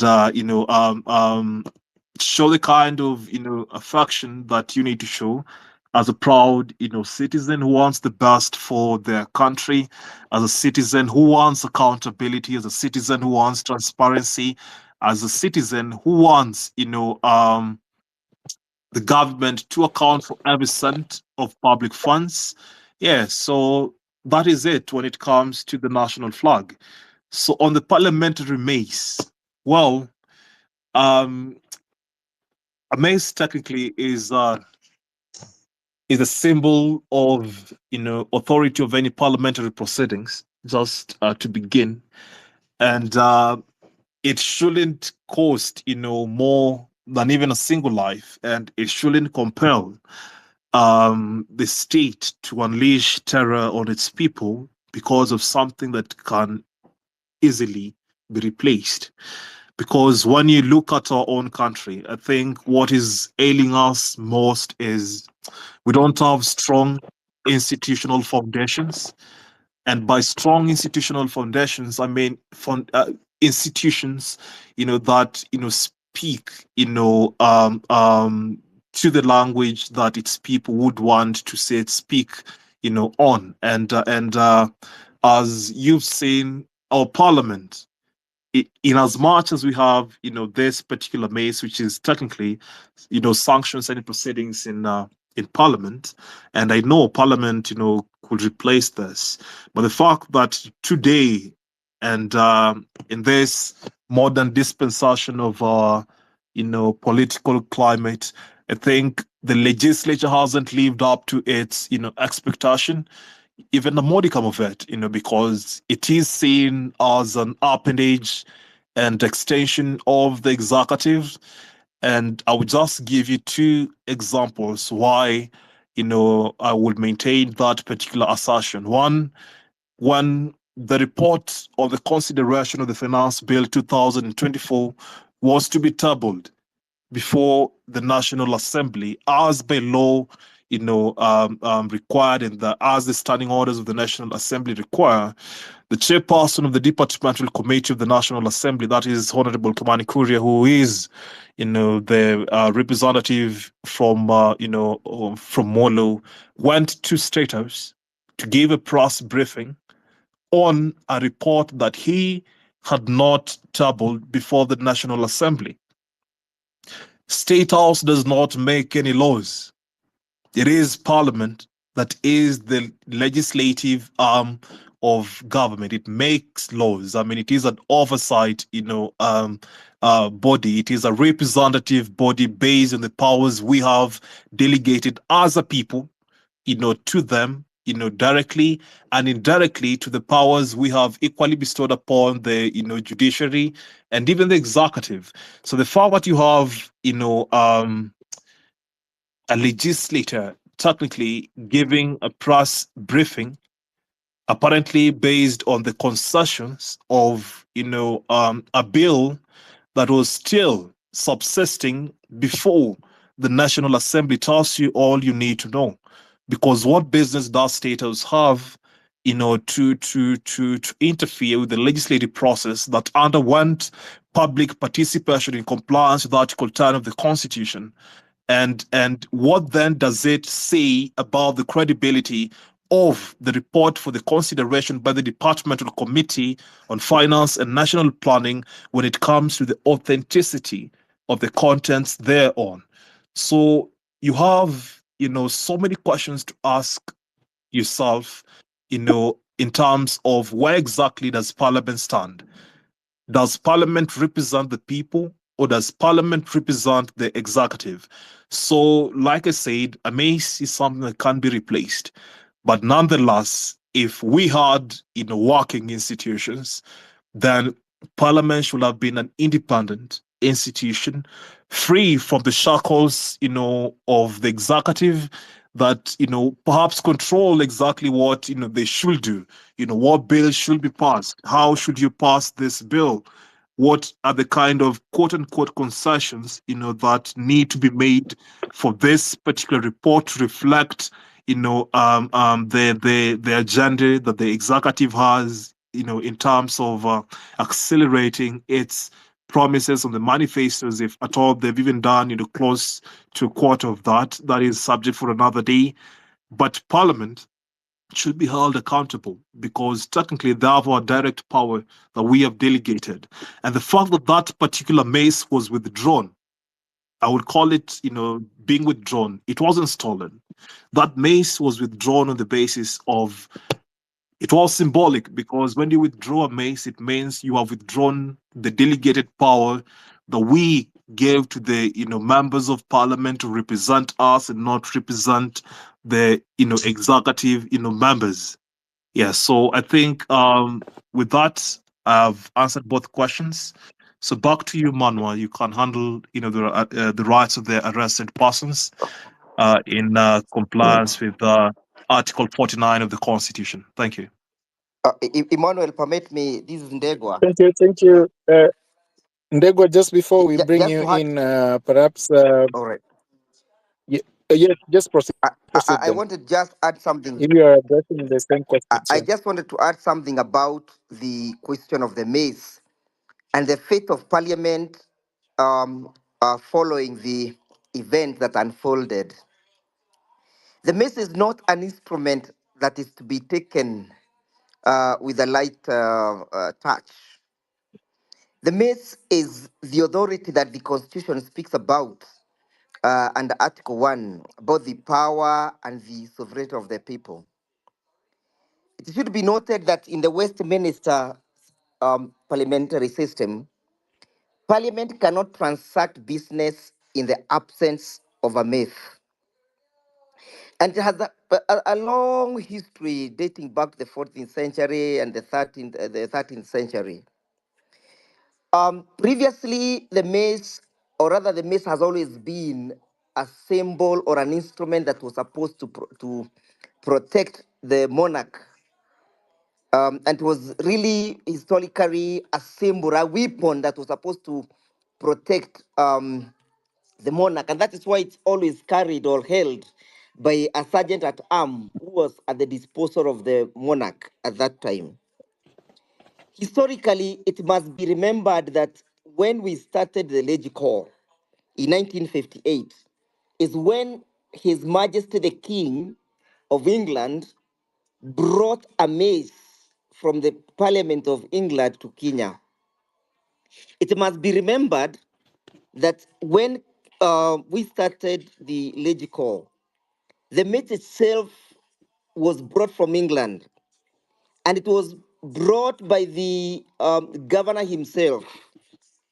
In 1963, when we attained independence, the mace was again introduced to Parliament by the late His Excellency Mzee Jomo Kenyatta.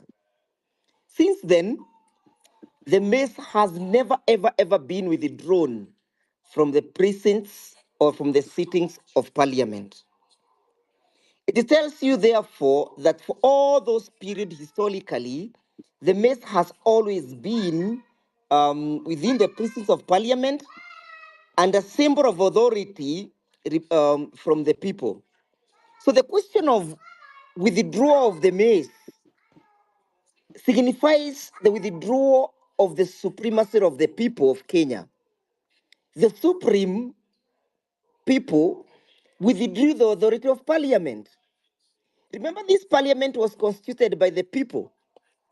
So when the people exercised this aspect of withdrawing the mace, it signifies to me that the legislative assembly where the mace belonged, authority was equally withdrawn. It doesn't matter whether the mace was made of wood. It doesn't matter whether it was made of timber. It doesn't matter the material, the gold. The fact is that at the time when the mace was being withdrawn, Parliament was in session. Therefore, Parliament lost its authority to reconstitute and constitute itself until such a time when the mace must be reintroduced procedurally to Parliament. That is to mean that if in 1958 the mace was introduced by the governors at then, in 1963 it's Jomo Kenyatta who introduced the mace. It therefore mean the mace also being a link between the executive and the legislature, then there must be a ceremonial aspect within which this mace was must be reintroduced. But then there must be a conversation whether the people want the reintroduction of the mace into Parliament. Because the speaker cannot just go perhaps to Karioko and get another one shaped in that particular manner and then reintroduce it. The system and the mechanism that was used before must then be followed.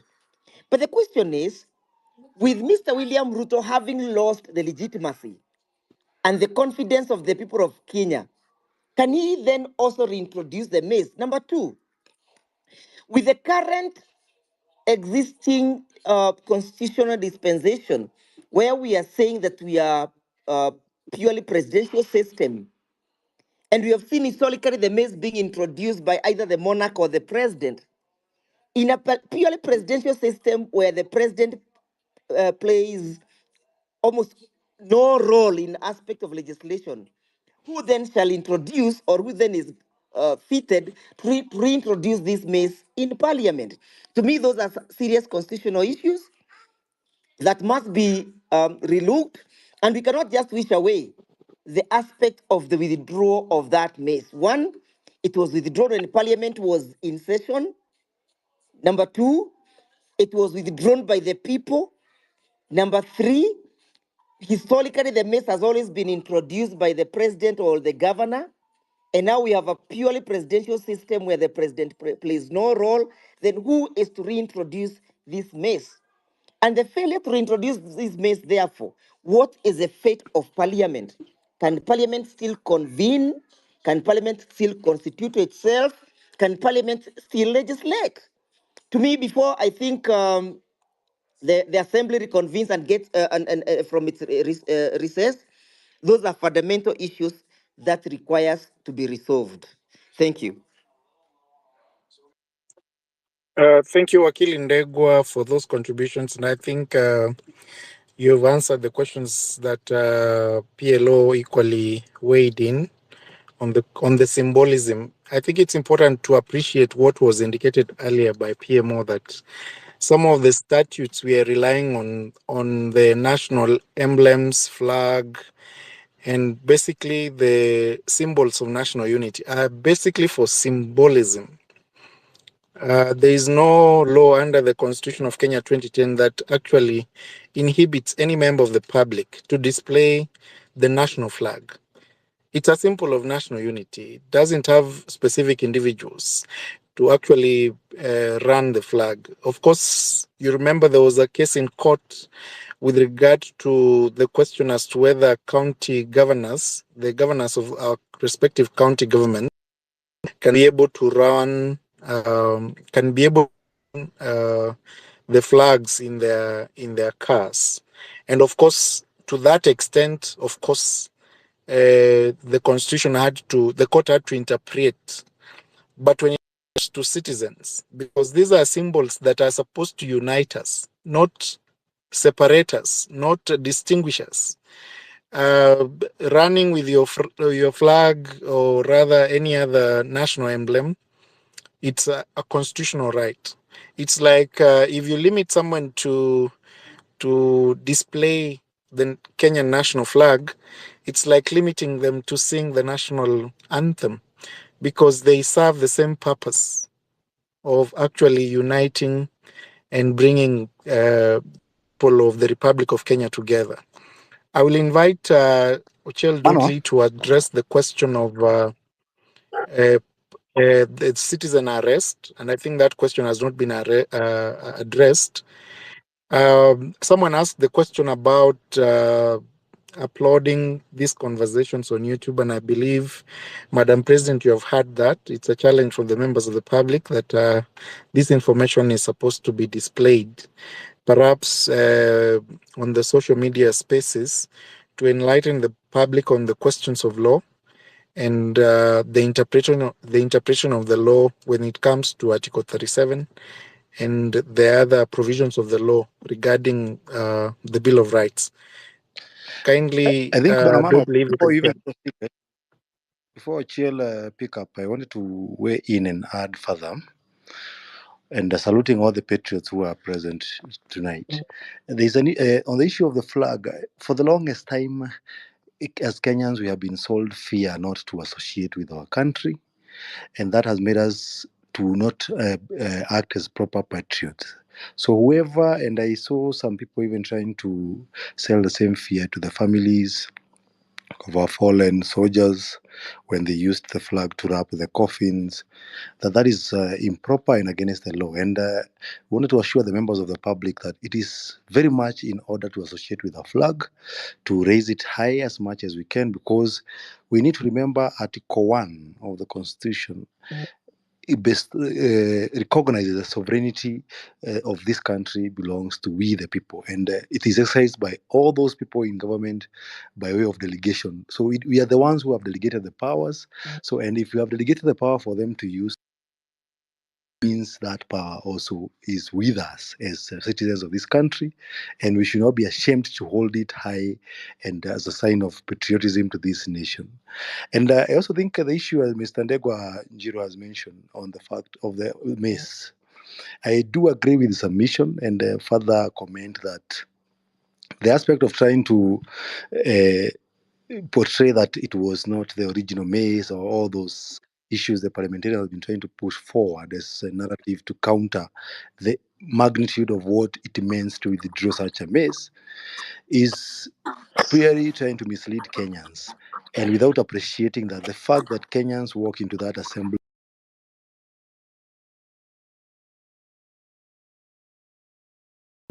and withdrew that mace was a sign of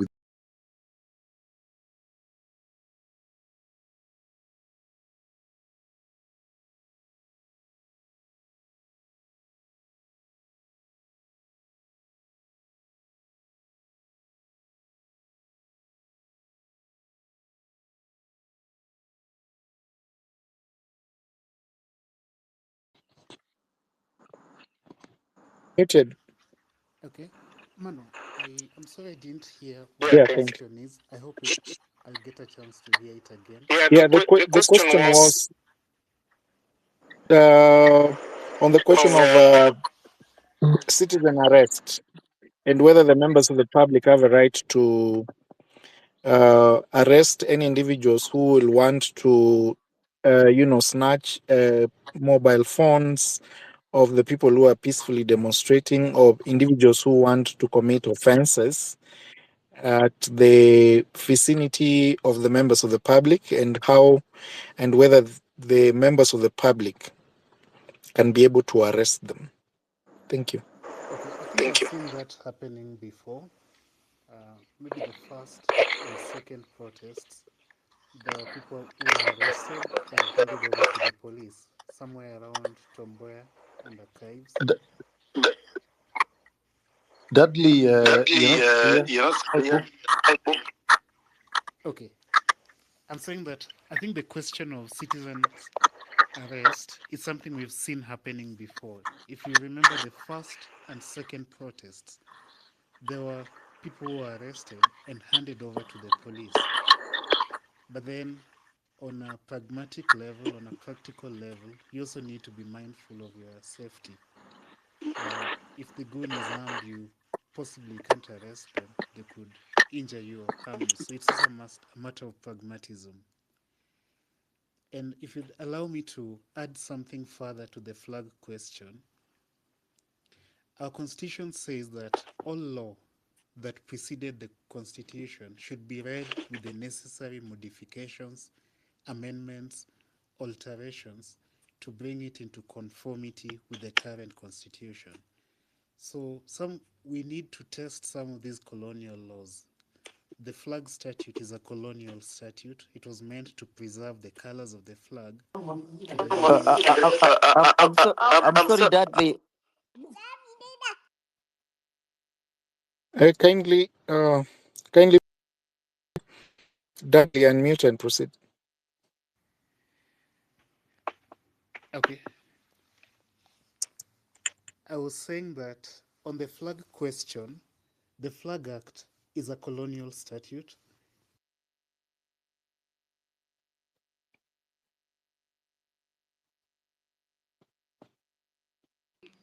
We have lost you, Dudley.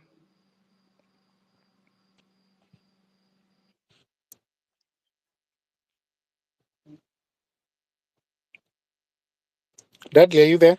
Kindly. He's muted. Unmute and speak up. Okay. You can pick some other speaker. Wallo, kindly, you can, as we wait for Dudley's microphone. Wallo, if you can address your question, you have the microphone. If Wallo is not there, Morara. Oh, Wallo, kindly proceed. I can see your hand. Kindly unmute and proceed.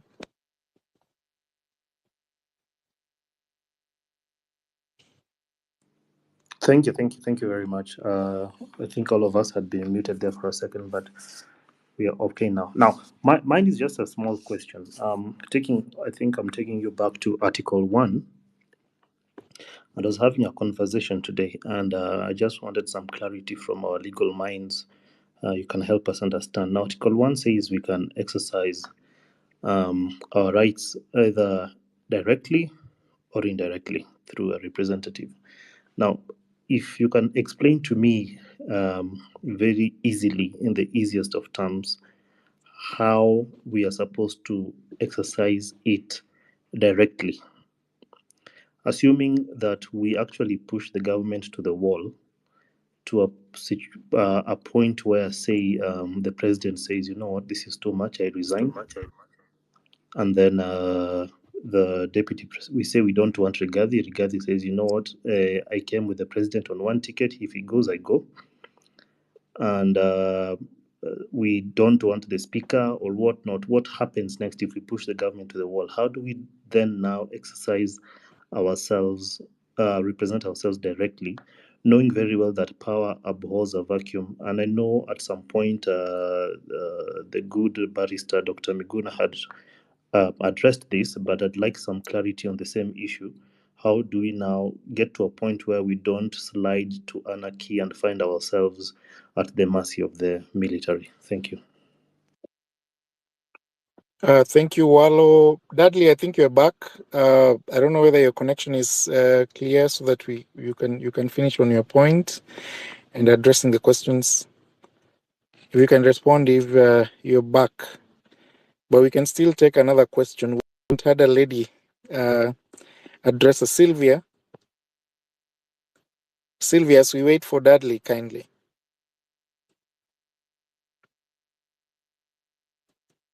Sylvia, you have the microphone. Good evening, everyone. Hello. Hello, good evening. Good evening. Yeah, I just have one question about what happened today and the propaganda that the government threw at us about that guy who is being accused of, he admitted of killing all those people. My question is, what if it was just a way of the government to silence us, and then in the end they come out to say that there's no enough proof or something. What will happen to the DCI who came outrightly and deceived the citizens?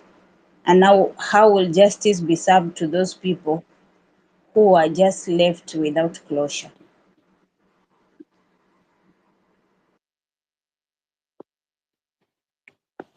Thank you. Thank you for your question, Sylvia. First, I think even as we wait for the advocates on this forum to address that question, let me first say that the government has a duty, and the security agencies particularly have a duty to ensure that they investigate and prefer prosecution to the DPP for purposes of actually instituting proceedings against individuals who have been identified to have committed the same offenses. And so, of course, the reason why we are monitoring this process is because we want utmost transparency as the Law Society of Kenya. We'll be following up on the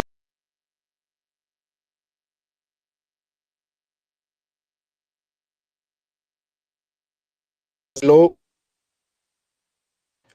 games with the process of investigation, and we'll actually call them off because that's part of our duty as the Law Society to check our government institutions and find out whether they actually deliver on their mandate. The question of citizen arrest, you have a right to arrest a person who commits an offense in your presence. And this is very important. If your phone is snatched by an individual and you have capacity to arrest them, as Dudley indicated, you can proceed and arrest them, present these individuals before a police officer. If they refuse to actually apprehend them based on the offense they have committed, find means and ways to present this individual to a police station, demand for an occurrence book number for that offense, and perhaps then at that juncture you can be able to request the Law Society of Kenya to follow up on that. At the same time, we will hope that these officers can be able to follow on that offense and perhaps institute investigations and recommend prosecution as the law requires. But I think Dudley indicated that it's very important for us to also be very careful. Citizen arrest is a serious process, and it may lead to personal injury, personal you might be able to be hurt in the process of arresting this person, and that's why this right to the citizens to arrest individuals has almost all the time not been exercised properly. So it's very important that at least when you are conducting this citizen arrest, you ensure that you record these occurrences, you are able to substantiate the offense that is these individuals undertook. And at the same time, the more witnesses you are, the better, because an offense is an offense. And whereas you have that right, you are taking up the duties of the investigative agencies, and you're attempting to actually ensure that individuals take up responsibility for the offenses they do. And so be very careful even as you do it, because at the end of the day, nobody wants any casualties as a result of the process. If there are police officers within your vicinity, identify the people violating those rights or committing those offenses and draw those police officers to those offenses. Ensure that you get identity of those police officers so that when they refuse to take action, you're able to say, we reported to a police officer within the vicinity of the occurrence of the offense, but they refused to take action. And for that reason, we feel that they undermined our right to apprehend a person who committed an offense.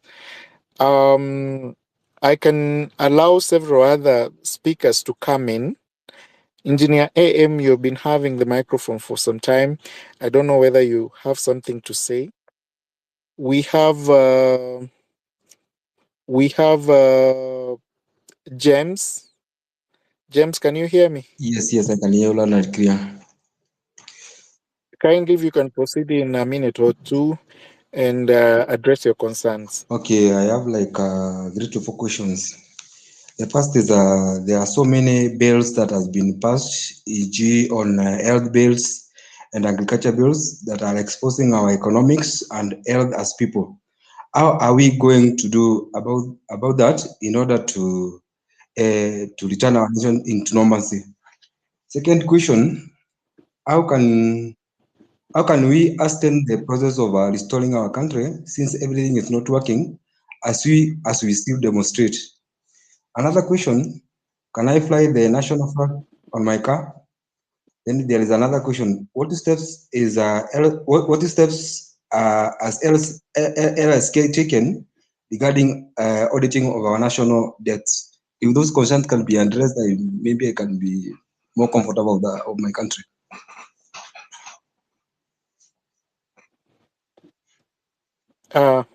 Thank you. Thank you for those questions that you have raised.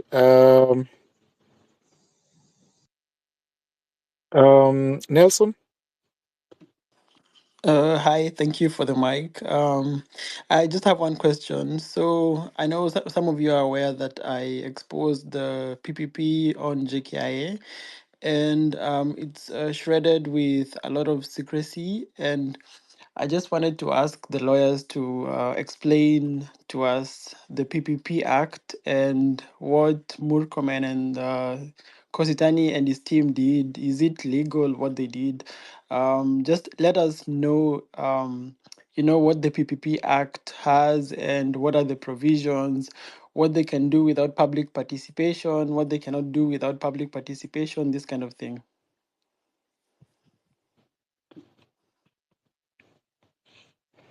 Thank you. Thank you very much.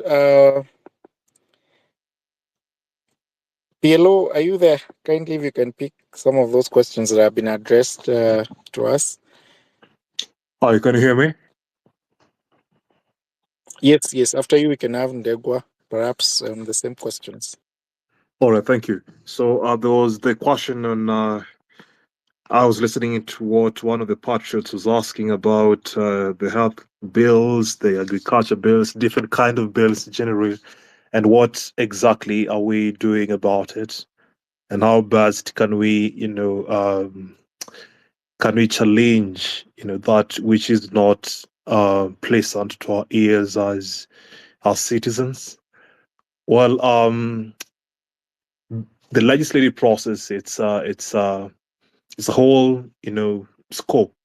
It begins with the pre-publication scrutiny of a bill.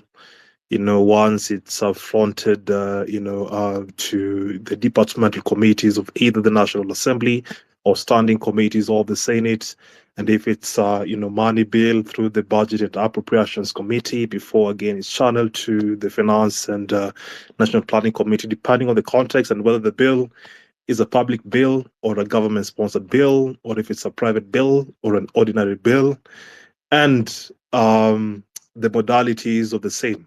So where we do come in as citizens is we could come in through articulate turn of the Constitution during the draft stages of this particular bill.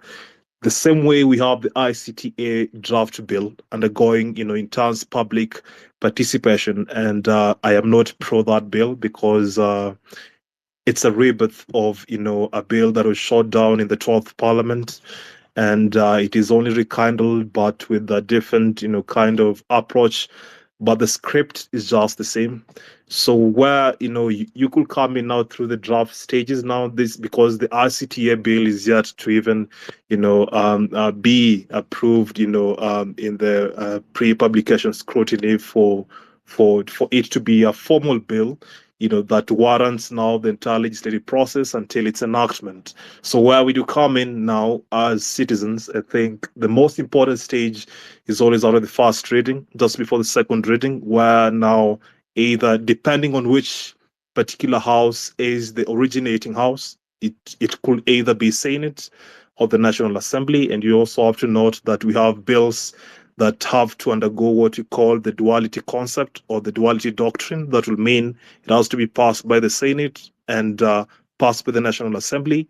And if the National Assembly is the originating bill, it has to be passed by the Senate, then taken back to the National Assembly before being forwarded by the Speaker of that originating house. So the public participation after the first reading is the most intense stage. But the norm, the culture, and what we've been subjected to over time, not just by the legislators of the 13th Parliament. This is the 13th Parliament, and even the previous Parliament, the 12th Parliament. I think the views of the members of the public, and this is something that has happened over time. By the time the respective committee of parliament chooses to sit down and try and analyze all this input given by different stakeholders, then most of this, input given by the members of the public are never considered. So what you do now, if Parliament proceeds to pass that bill, after the second reading, read the second time division stage, voted to go to the committee of the whole house, the report of the committee of the whole house table before the entire, committee of the entire setup of Parliament. That's the committee now of the whole, and then taken to the third reading. Of course, substantive amendments can still be made at the committee of the whole house. And the third reading, not much, substantive amendments, save for, either the, schedules or just rearrangement of how clauses are, and then taken to the president. So we can challenge, a bill that is not really pro people, after its enactment by, the president. And sometimes you'd find that a bill takes, the commencement date of any bill into law differs depending on the subject matters. So that those bills that have been challenged, after enactment, by the president or after being asserted into law, because they disregarded the public participation stage of the first reading, and even during the pre-publication, scrutiny. And tomorrow around 7:30 or so, Mzalendo Trust, will be hosting the civic education, but on bills, technically the legislative process, the bills that are of utmost perhaps importance to us, like the conflict of interest bill, which was passed by the Senate with raft of very, for lack of a better word, silly and inconsiderate amendments to allow legislators to do business with government and even their wives and the extended concubines, if any, to do exactly that which the law prohibits them to do. But because of lack of accountability, because of lack of compliance with Chapter 6 of the Constitution, what legislators are doing, they're disregarding, exactly what is happening. Because when it is time, quote unquote, to eat, all of them gather together. And it doesn't matter whether you're in the opposition or you're in the ruling party. But when it comes to such amendments, best believe they will always lock heads and lock horns and whatever it is to ensure such amendments passes. So Mzalendo Trust tomorrow still on space. I'll be one of the panelists. So just trying to talk about those particular bills and even the legislative process. What should be done at what stage and what have you. So today I won't spend much time on this, but that's basically the framework and the overview of where does our voice matter more when it comes to the legislative process. Thank you.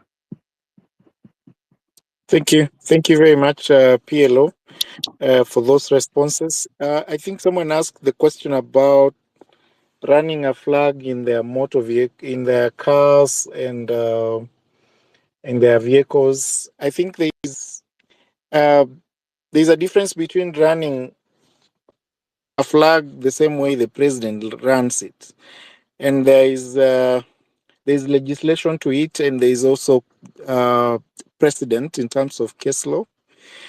and I don't think it's possible for you to run a flag that way. But generally, carrying the and using it uh,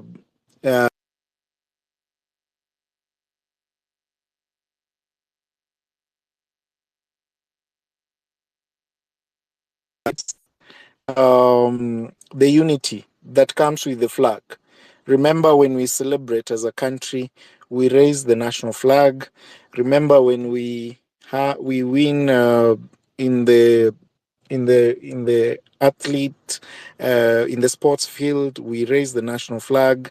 It's a symbol of unity, and therefore there is no offense any of the Kenyan citizens actually having the flag in their possession or putting it in your car, but running it the way it's run by the president, because I believe the president and the deputy president have a right under statute to actually have the flags in their cars. But it boils down to the mode, and I think this is a question that most of the advocates here will be able to address. It all boils down to the mode that you choose to run it, but there is no provision of the law that stops you from displaying it. I will call Mosetti Yeah. to raise the questions he has before Ndegwa you come in, so that if there's an extra question, you can be able to pick it up. Only Then one thing we'll have on that issue of the flag. If you yes, may, if proceed. you may, I am one of the proponents that believes in the school of thought that we need to demystify what all leadership is about. And we are demystifying these by reminding these elected individuals that they are not our masters, they are our servants. And that is a constitutional provision and Article 75, that the people of Kenya contemplated a servant leadership when they enacted the new constitution and when they wanted to formulate the manner and the means in which they shall be governed. And for the question of flying the flag, I don't believe it's a preserve of the president or his deputy. One, we all understand that Article 27 is alive, that there shall be no discrimination and that we shall have the benefit of equal treatment before the law. And that question of the equality before the law puts us all in one pedestal. The question of saying that the flag belongs to the president can single-handedly and exclusively fly this flag ought and must be demystified, so that he may not think that he's a demigod, so that we declothe him of this arbitrariness and we declothe him of this arrogance, so that once we tell him shuka, he understands what exactly that means. So in my view, flying the flag ought not be an offense, as Dudley indicated, that all laws before the enforcement, before the effective date, shall be applied with the necessary modification, alterations, and adaptations, so as to bring them into conformity with the new dispensation. The question of the preserving or exclusively saying that X, Y, Z are the only ones who can fly a flag, we must remember that Article 10, which binds all state organs and all persons, speaks about the principle of patriotism. So why should it be that Mr. William Ruto should be seen as if he's more patriotic by flying the flag more than myself? So in my view, all that has been demystified. I am actually in the process of having one done for myself. I will be flying it as a Kenyan and as a patriotic Kenyan, so that then I can be charged. And we deal with it from that perspective. But we must bring this country to the question of accountability. Much of the things that you are seeing happening is because of the indiscipline that is in government. Yet Article 10 speaks about good governance. I am so happy that now the people and the masses have begun to rise up against this impunity. and that we have begun claiming the rightful place in our God's kingdom, and that the fullness of time, all these draconian laws and draconian habits, because some of them are habits that were borrowed from Mzungu, must be brought to a still. They must be buried. We must forget about them. The president is not above the law. The president and his deputy are servants of the people. That's all.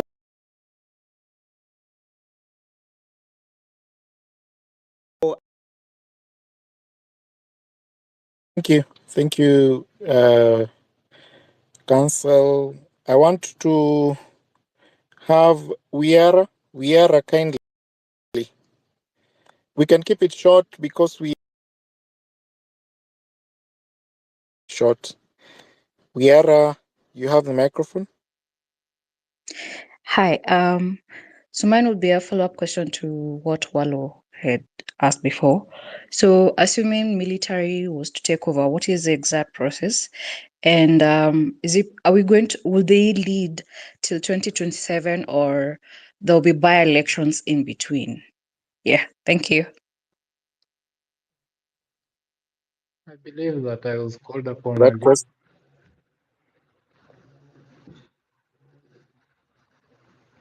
Sorry? No, I was just speaking to Manu. I believe that I was called upon earlier to make my submission. So, Your network is not as good. I guess so. I was saying that I believe I was called upon earlier to make my submission. I believe it is all right if I can go right ahead. Kindly proceed. All right. There's been talk of the mace, and some gentleman made a long treatise about the history of the mace. I believe that is something we need to dissociate ourselves from, because it is a symbol of colonialism, and I'm not sure that is the kind of heritage you want to move ahead with. I have a question. This is a subject that has also been addressed earlier, but I believe that we need to talk more about it, regarding justice for the victims who died during Mandamano. I mean, there's been talk of the officers who shot people, being brought to book. But what is the Law Society of Kenya doing to, to have these victims at least recognized, one, and to compensated? I mean, we need. I believe that in some of the mature democracies, when a citizen is harmed by government or by the the representatives of government, in this case the police, uh, uh, they can take the city to court, they can take the police department to court, and then they get some compensation, be it monetary, be it recognition, but at least those families of those people, they need to be individually compensated for losing their lives, for getting hurt, and all of those. I'd like that to be answered.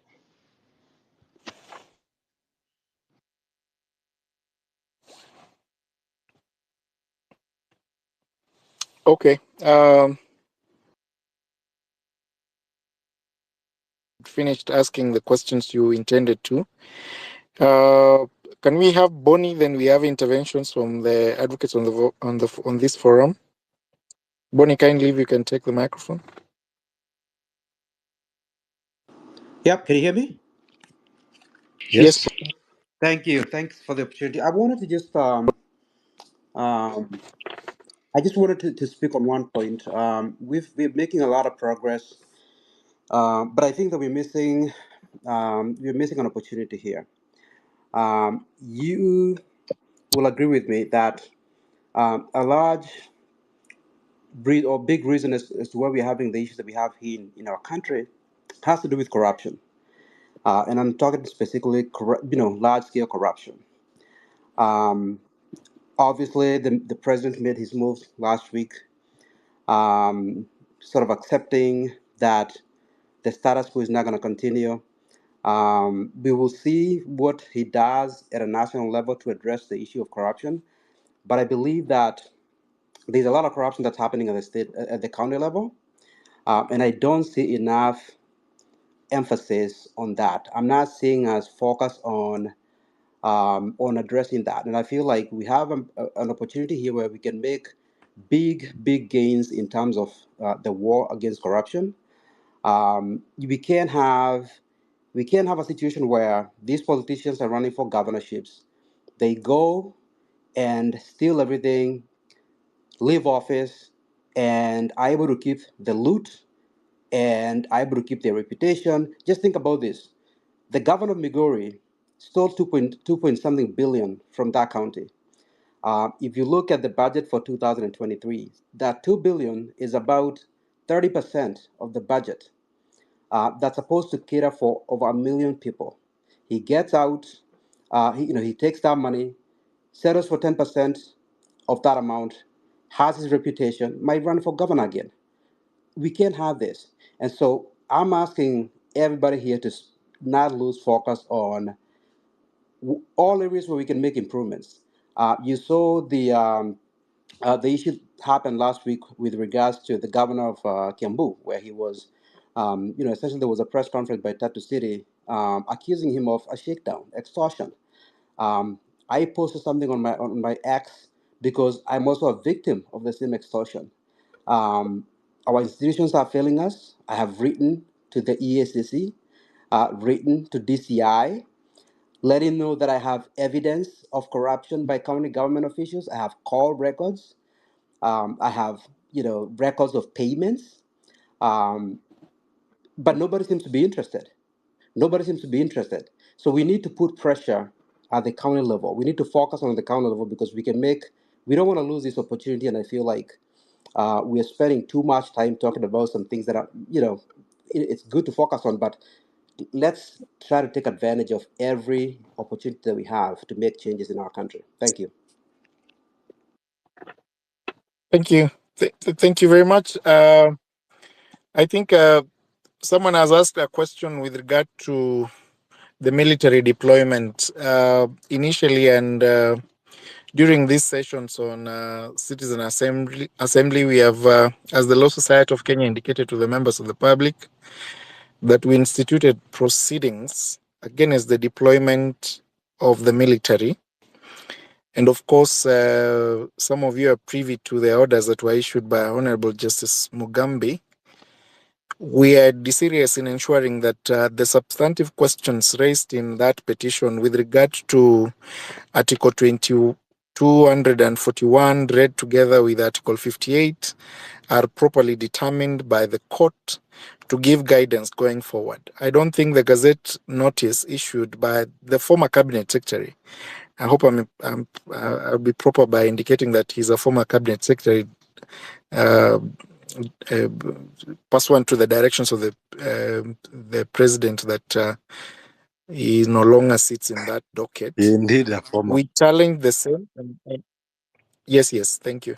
We indeed challenge the same, and we are following up closely. As a matter of fact, we are interested in having a 3-judge bench pursuant to the advice of the President of the Law Society of Kenya, Madam Faith Odhiambo, to have a 3-judge bench to determine those substantive questions under Article 241, read together with Article 58 on the questions of deployment of the military and on the question of whether there was an emergency to actually invoke Article 241.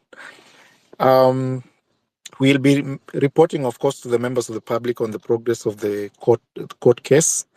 And I think to answer the question by the person who asked it, I don't think the military will be on our streets for life or for the rest of the period within which this government will be in office, depending on what the court will determine and depending on the prevailing circumstances that lead after this. There is a question that was raised about justice to the victims of Maandamano and whether there is documentation I want to inform you that indeed we have been documenting every case. And initially, when we started this citizen assembly, we indicated that we have been documenting every single case that touches on abduction, and we have been in court on the questions of abduction. We have also been in court on the questions of injuries meted on the members of the public as a result of exercising that fundamental right. We also indicated that we have cases in court on the questions of deaths. And this informs you that we have documentation, and we are continuing and will continue to hold the necessary government entities responsible for giving information and investigating this process, and so that we'll ensure that every person who was injured, abducted, murdered, taken in beyond 24 hours, and any other atrocities under the Constitution are actually someone takes responsibility for that, and so considering that this is an ongoing process. We ask you that you continue finding out the progress of the cases that we have instituted in court, and will not hesitate to report them to the members of the public as to what the court determines. There was a question on corruption and theft of public money, and I think this has been a subject. I think the Law Society has been on the forefront, holding the Ethics and Anti-Corruption Court responsible for the cases they institute and the investigations that ought to be done. You remember the president of the Law Society of Kenya, Faith Odhiambo, did a letter when there were withdrawals, particularly with regard to that Migori matter. The Law Society has an entire committee that looks into those cases, and I think in due time we'll be able to inform the members of the public as to the position the Law Society takes, and as to whether we'll challenge any further withdrawal of any properly instituted and approved criminal anti-corruption case against any member of the public, and what the position of the Law Society is. If you have evidence, if you have information against a public officer that touches on corruption, I believe there are several avenues. The Office of the Director of Public Prosecution has an avenue. The Ethics and Anti-Corruption Commission has an avenue. And I think if you have written to them, please copy the Law Society of Kenya, because we are able to follow up on those letters that are written to those organizations. It's very important that you notify us, and perhaps in confidence we have shared the Law Society of Kenya toll number. So it's important, if you have evidence against these public officers, just share with the Law Society of Kenya.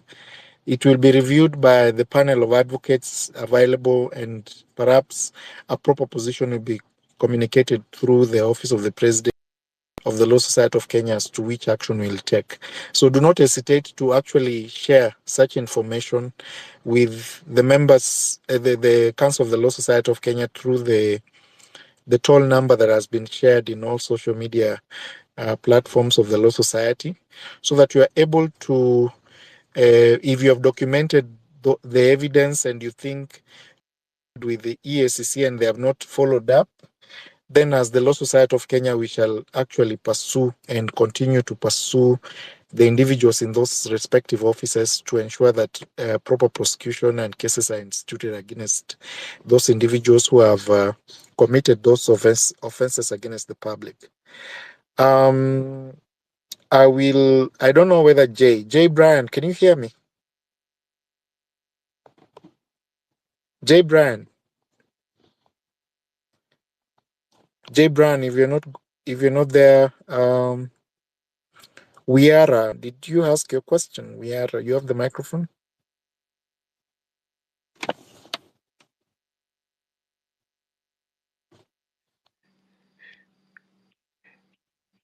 We have also Wakili Mr. Mugambi. Kindly, we can proceed, Mugambi.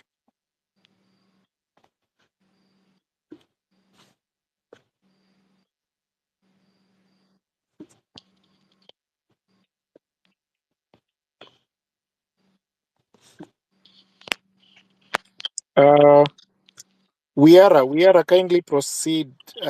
You have the microphone. Mugambi Okay, hi. here. Sorry. You muted me. Okay. Okay, Mugambi, Wiara, we can have you after Wakili Mugambi. Thank you very much. You had muted me, so I couldn't activate my microphone. But thank you for the opportunity. And like all the other speakers, I'd like to start by sending my condolences to the families of departed patriots. It was unnecessary, unfortunate, and their deaths will not be in vain.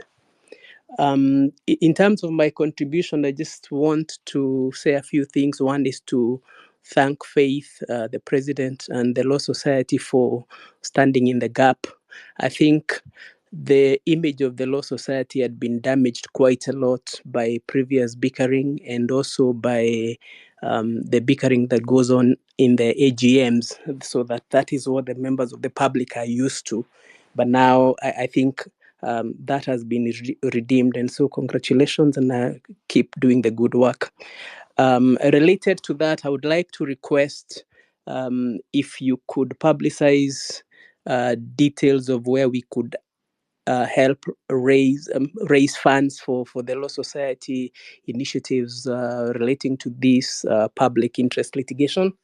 Because, like, personally, I would like to contribute. I have contributed in other forums in relation to the protests and injuries and all of that, but I would also like to support the Law Society initiatives, and I believe there are very many people who would like to do that as well. So if that can be set up, if it doesn't exist, or if it exists, if it can be publicized a little more.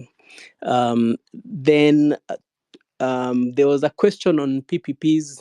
I do know a few things about PPPs, but I wouldn't want to make this a seminar on PPPs. But I'd like to just tell the person who asked that question that a PPP is not supposed to be a private affair where, I think it was Nelson, if I'm not wrong. It's not supposed to be a private affair.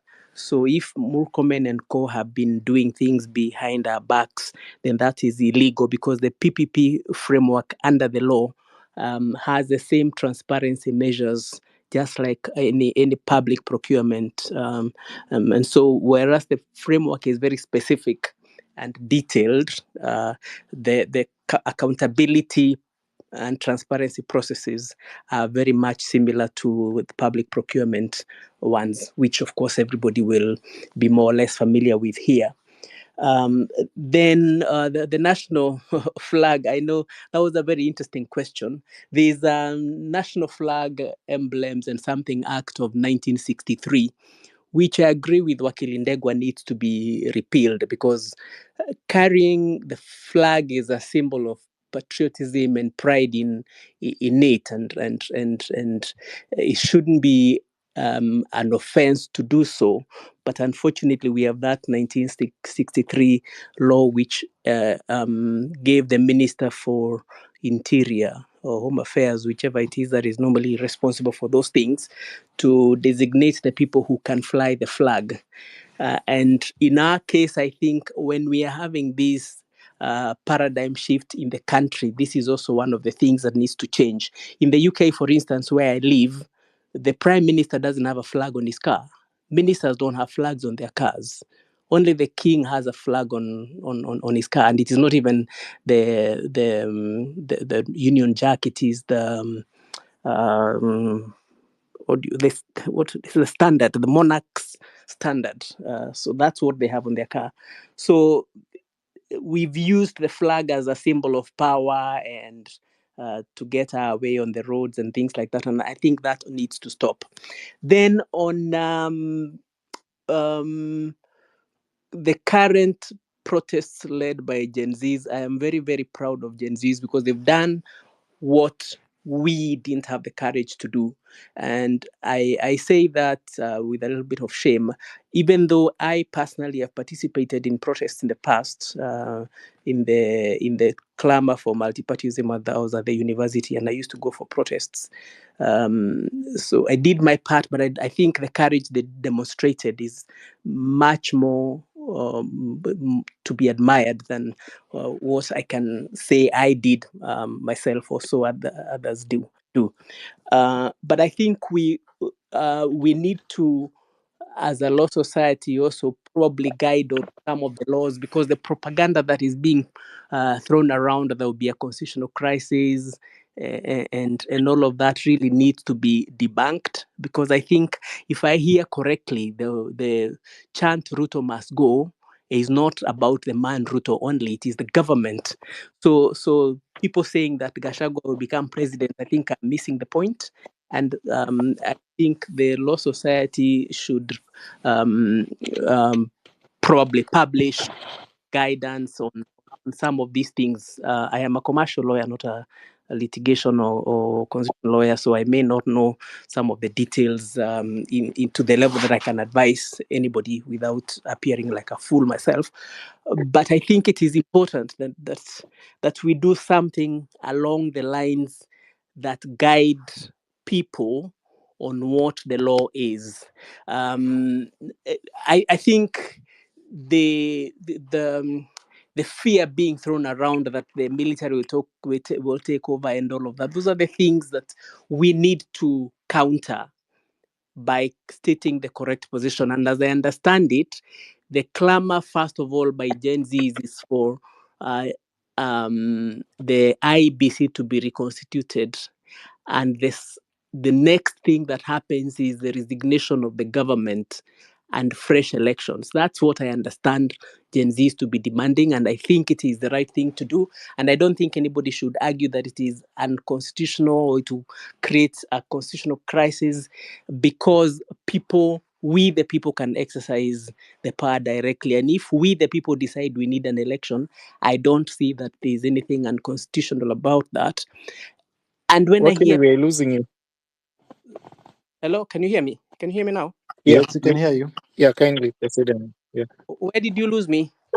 No, go on, Mr. Mugambi. you're back now. You're back now. So when I hear that there's proposals to have a government of national unity, that's unconstitutional.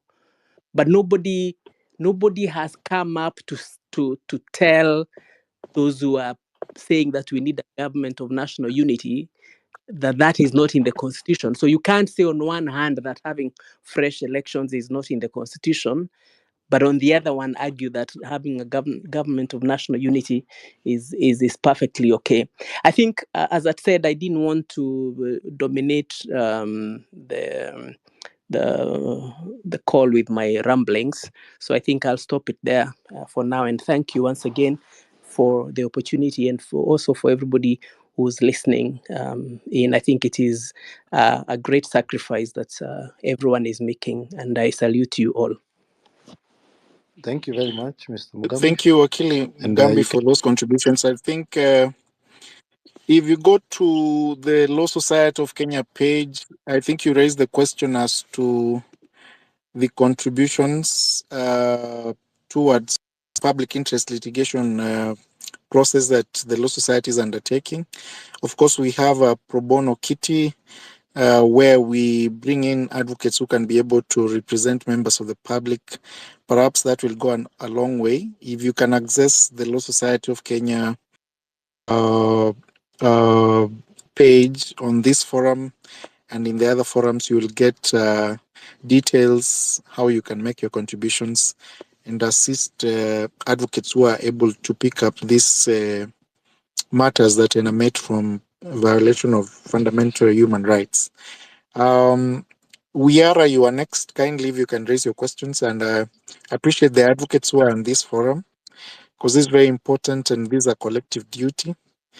Perhaps some of the questions being raised will be best addressed by some of you. I know we have a short period remaining before the session ends, we'll ask the president to be on the standby to give final remarks. But we need several questions, perhaps with the time remaining, so that we are able to address them even as we go forward. Thank you very much. Wiara, if you have the mic. Hi, sorry, probably I had network issues before, but my question was, if the military was to take over, what would be the exact process? And also, will they take over till 2027, or would we have by-elections before 2027? Thank you. I think we have just answered that question. The military is not taking over government because, as a matter of fact, we still have a government under the strict reading of our laws. We still have a president in office, and we still have the government entities in place. The question about deployment of the military is basically based on Article 241 and read together with Article 58. Article 58 provides for emergency situations and what constitutes a state of emergency. And pursuant to that article, then Article 241 gives, under Article 241(3) B and C, provides for instances where you can actually either go to Parliament, seek, and the Cabinet Secretary necessary will go to Parliament and seek for mandate to deploy, and Parliament will allow the military to get into the space. Cases we have filed in court as the Law Society of Kenya touch on the interpretation of those two articles of the Constitution, Article 58 and Article 241. And one of the major questions the court to actually interpret substantively will be whether there was a state of emergency in the first place for the deployment that took place previously. And the second question that will be asked is whether Parliament was properly constituted to actually allow the military to come into the civilian space. And thirdly, whether the Cabinet Secretary will do what he did, issue a gazette notice first, and then seek for the parliamentary permission. Our interpretation of the Constitution as the Law Society of Kenya is that Parliament must be seized of the requests from the Cabinet Secretary and relevant government institutions before it makes a decision. It cannot make a decision after it has already been made through the Cabinet Secretary. And those are fundamental questions of law. And of course, whether there was any emergency in the first place to actually have the military come into the Kenyan space to assist the police officers. And so those are questions that are live in court. And we expect, of course, the court to make a determination on those questions. There is nothing, as Mugambi Wakili has said, we do not have a state of emergency. We do not have military in power. We have a president, of course, in office as we speak. The institutions of government have not fallen out. They are still in place. And if it happens that the president steps down or is removed on that wave of Ruto must go, then of course our duty as the Law Society of Kenya will to determine whether there is a process. Remember, our duty is basically following up the process and ensuring that the process is properly followed.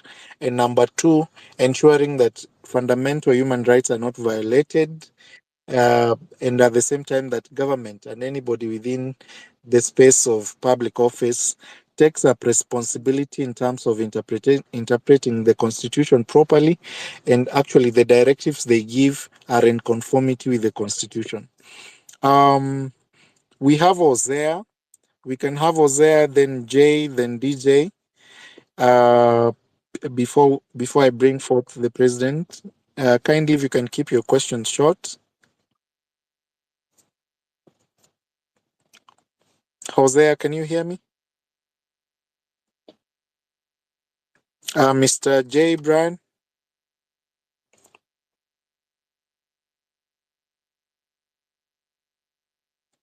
DJ Paul?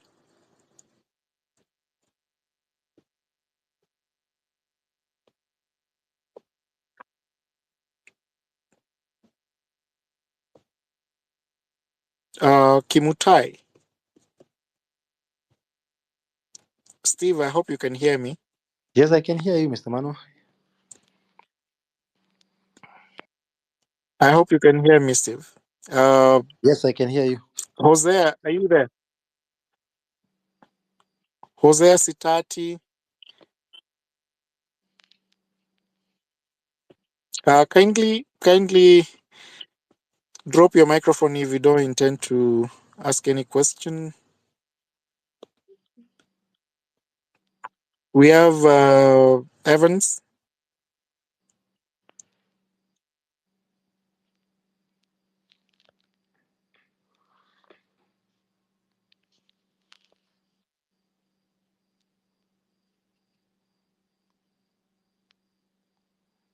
James.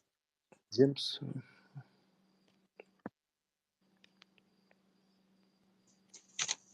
Okay. Thank you for this opportunity once again, and thanks for the first two questions that has been answered. But the question that has not been answered, and I would like to repeat it again. What steps has LSK taken so far regarding auditing of our national debt, since there was a whistleblower who cited money loudly in the name of loan? If that question can be answered, I may also feel satisfied. Okay. Thanks for that question. I think the Citizen Assembly addressed the question of the auditing of the national debt. And I think if you've been keen enough, you've seen the position of the Law Society with regard to the task force that was created by the President of the Republic of Kenya to actually deal with the question of debt. And I think the position of the LSK was very simple, that Article 229 provides for proper process under the OAG, the Auditor General's Office, to first deal with public debt, not only public debt, but also the expenditures of all the ministries and public offices. And we indicated clearly that these duties given to the Auditor General cannot be taken away by a task force through a presidential executive order. And that is why the Law Society declined to participate in the task force that was created, because it was extra constitutional, and it could not have taken away the functions and duties of the Auditor General. Remember, the Constitution creates that office as an independent office. And so we are here fighting to reduce public expenditure, fighting to reduce the loss of public funds, but the executive is in creating institutions through task forces, through executive orders, which will actually convolute the public debt and also convolute public expenditure. And that's why it was very important that the government, if it's listening and if it's keen, it should engage the institutions provided under the Constitution, and in this case, the Office of the Auditor General, to actually conduct a forensic audit on the public debt and report to the president. Remember, these are some of the offices created under the Constitution which are deemed to be independent. And so the president can only request them to actually conduct the same and report to him, because he is the president of the Republic of Kenya. They have a duty to investigate, they have access, they have resources, they have constitutional and legislative legitimacy to do that work, because that is the purpose of an Auditor General. And so we went to court to challenge the decision to have a task force. And again, we gave an advisory through the letter that the President of the Law Society of Kenya gave, that kindly follow the process under Article 229 of the Constitution of Kenya with regard to the question of audit of public finance, public debt, and you have an entity that is paid by the taxpayer to conduct these audits. And remember, we indicated that the Auditor General publishes all audits from parastatals, government entities, universities, and any government entity that actually spends public money in their website. The members of the public can access these reports and be able to understand and know how their counties spent the money that is allocated to them, how their respective the spend the money, how ministries and the resources that are put on that actually they are supposed to spend, and whether they actually use the money allocated to them as per the previous budget towards the projects and activities that such monies were actually put forth under the budget to deal with. And so I hope I've answered. Okay, I think it's up to there. Thank you very much. No, if Jay is there, if you can take over the microphone, then we can have two other questions before I bring forth the president of the law side. Jay, are you there?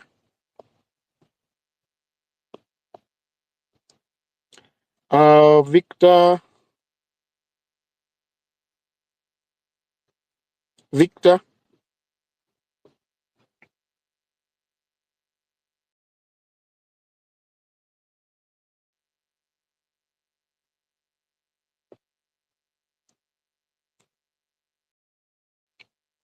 Peter,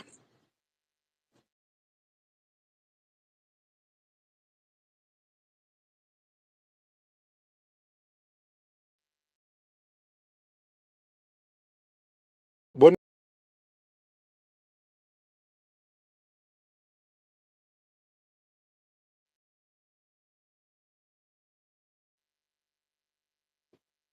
I don't know if anyone can hear me.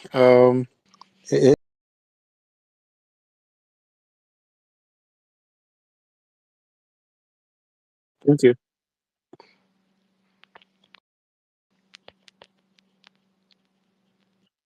Joel, you have the microphone.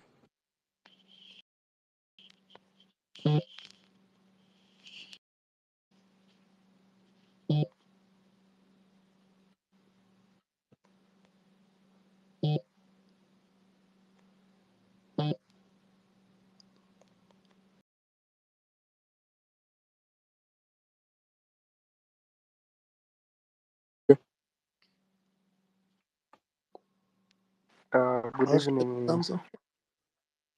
Hello, good evening.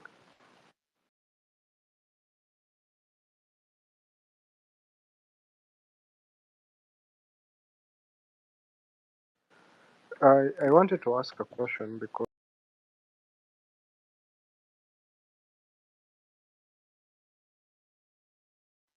post COVID-19 scandal, but currently on their website, the directors, only one, Mr. Charles Juma, is not available on the website, but the rest, the legal and a couple others are still on. I think they are still on duty, but they were recommended for investigations. So I'm not sure why they are still on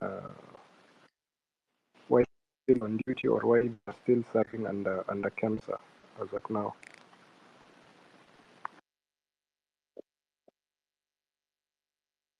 Thank you for that. PLO, are you there?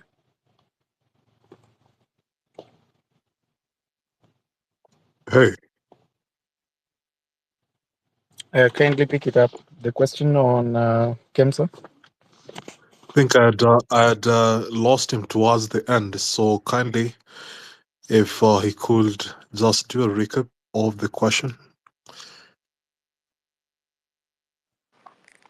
Okay, my question is because there was an investigation going on post COVID-19 scandal under KEMSA, and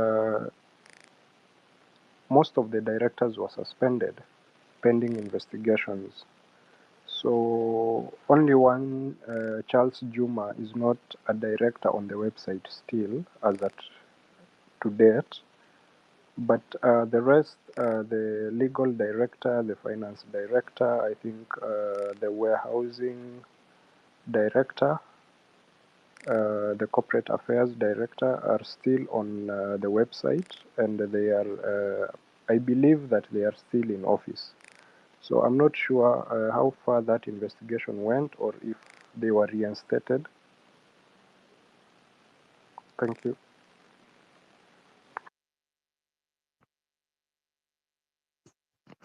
Okay. From the starting point of being reinstated or lack thereof, I think I only saw one particular appointment that was made from those that were indicted at KEMSA, and the person was given a different responsibility. However, Parliament had actually the standing committee on health, I do remember for Senate, had launched an inquiry into the alleged irregular the procurement of long-lasting insecticide-treated nets at KEMSA, part of the procurement irregularities that were there. This report was tabled on 8th, if I remember correctly, 8th of May 2024. It was approved for tabling at the Senate. So I think the case has not been substantively solved, and even if they were not, substantively reinstated, then of course you expect, as one of the indictees was given a different position to serve elsewhere, will only mean that our commitment to exactly fighting, I mean, our intentions as a country and the executive to begin with, not just KEMSA, but the different parastatals, that have, fallen short of grace when it comes to, accountability on corruption. And the president has still gone ahead to deploy them, elsewhere, or to even, appoint them to serve substantively in different, positions. So the KEMSA story isn't a different one, but I think at the end of the day, like I earlier said, what Dr. Martin Luther King said,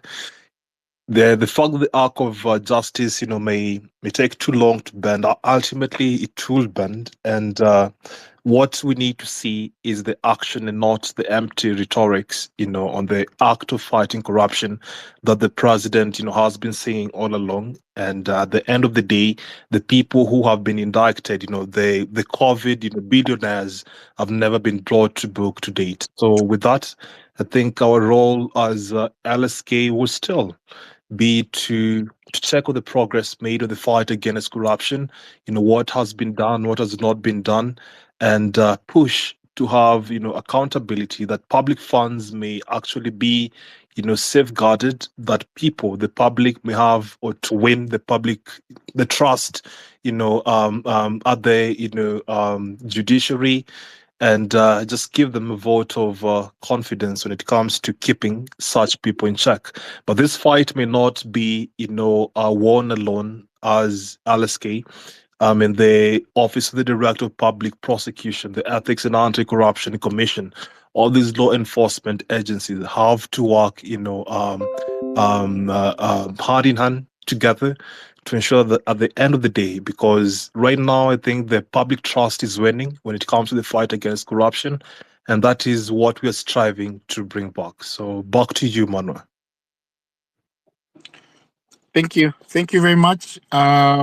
Kindly allow me to bring the president. This session was supposed to end 8 minutes ago, but this session was on Article 37 of the Constitution. If you intend to participate in a public protest, kindly remain peaceful. And I think if you access the Law Society of Kenya pages, you'll see the guidelines on protests. Do not be armed, and do not destroy, other people's vehicles or harm other non-protesters.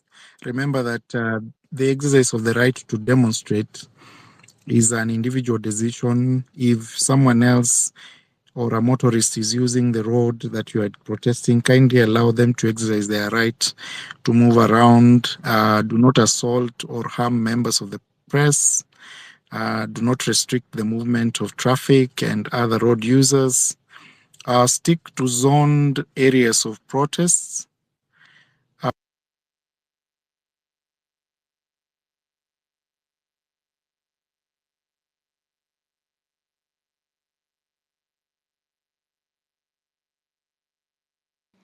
Mano, are you still speaking?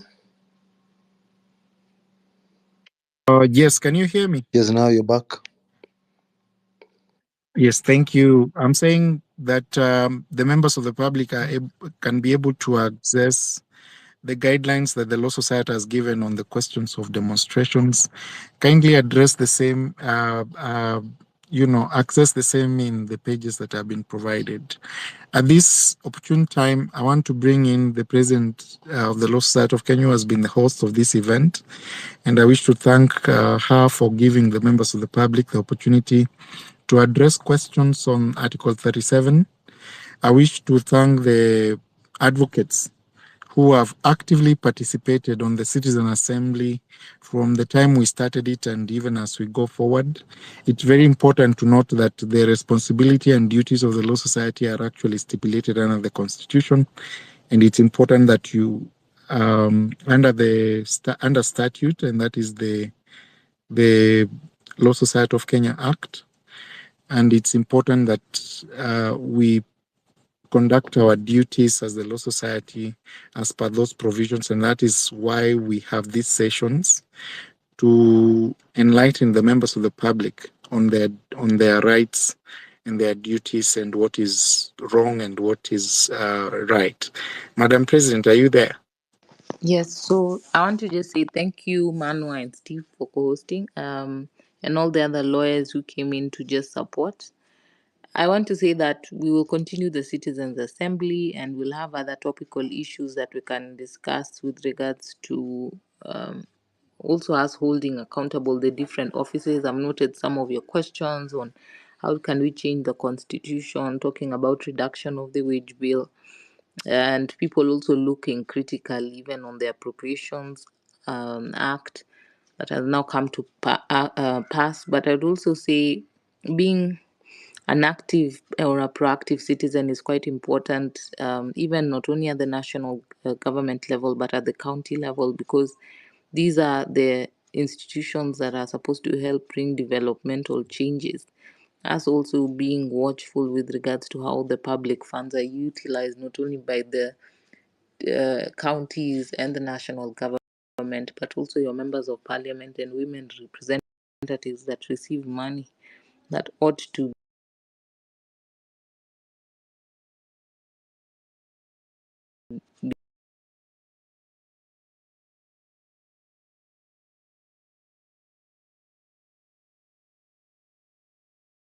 that as a nation we're taking care of the future with regards to education and healthcare services, which will encompass a broader majority of the people of Kenya.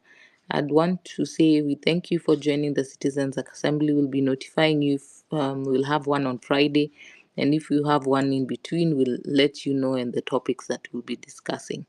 Stay safe and God bless.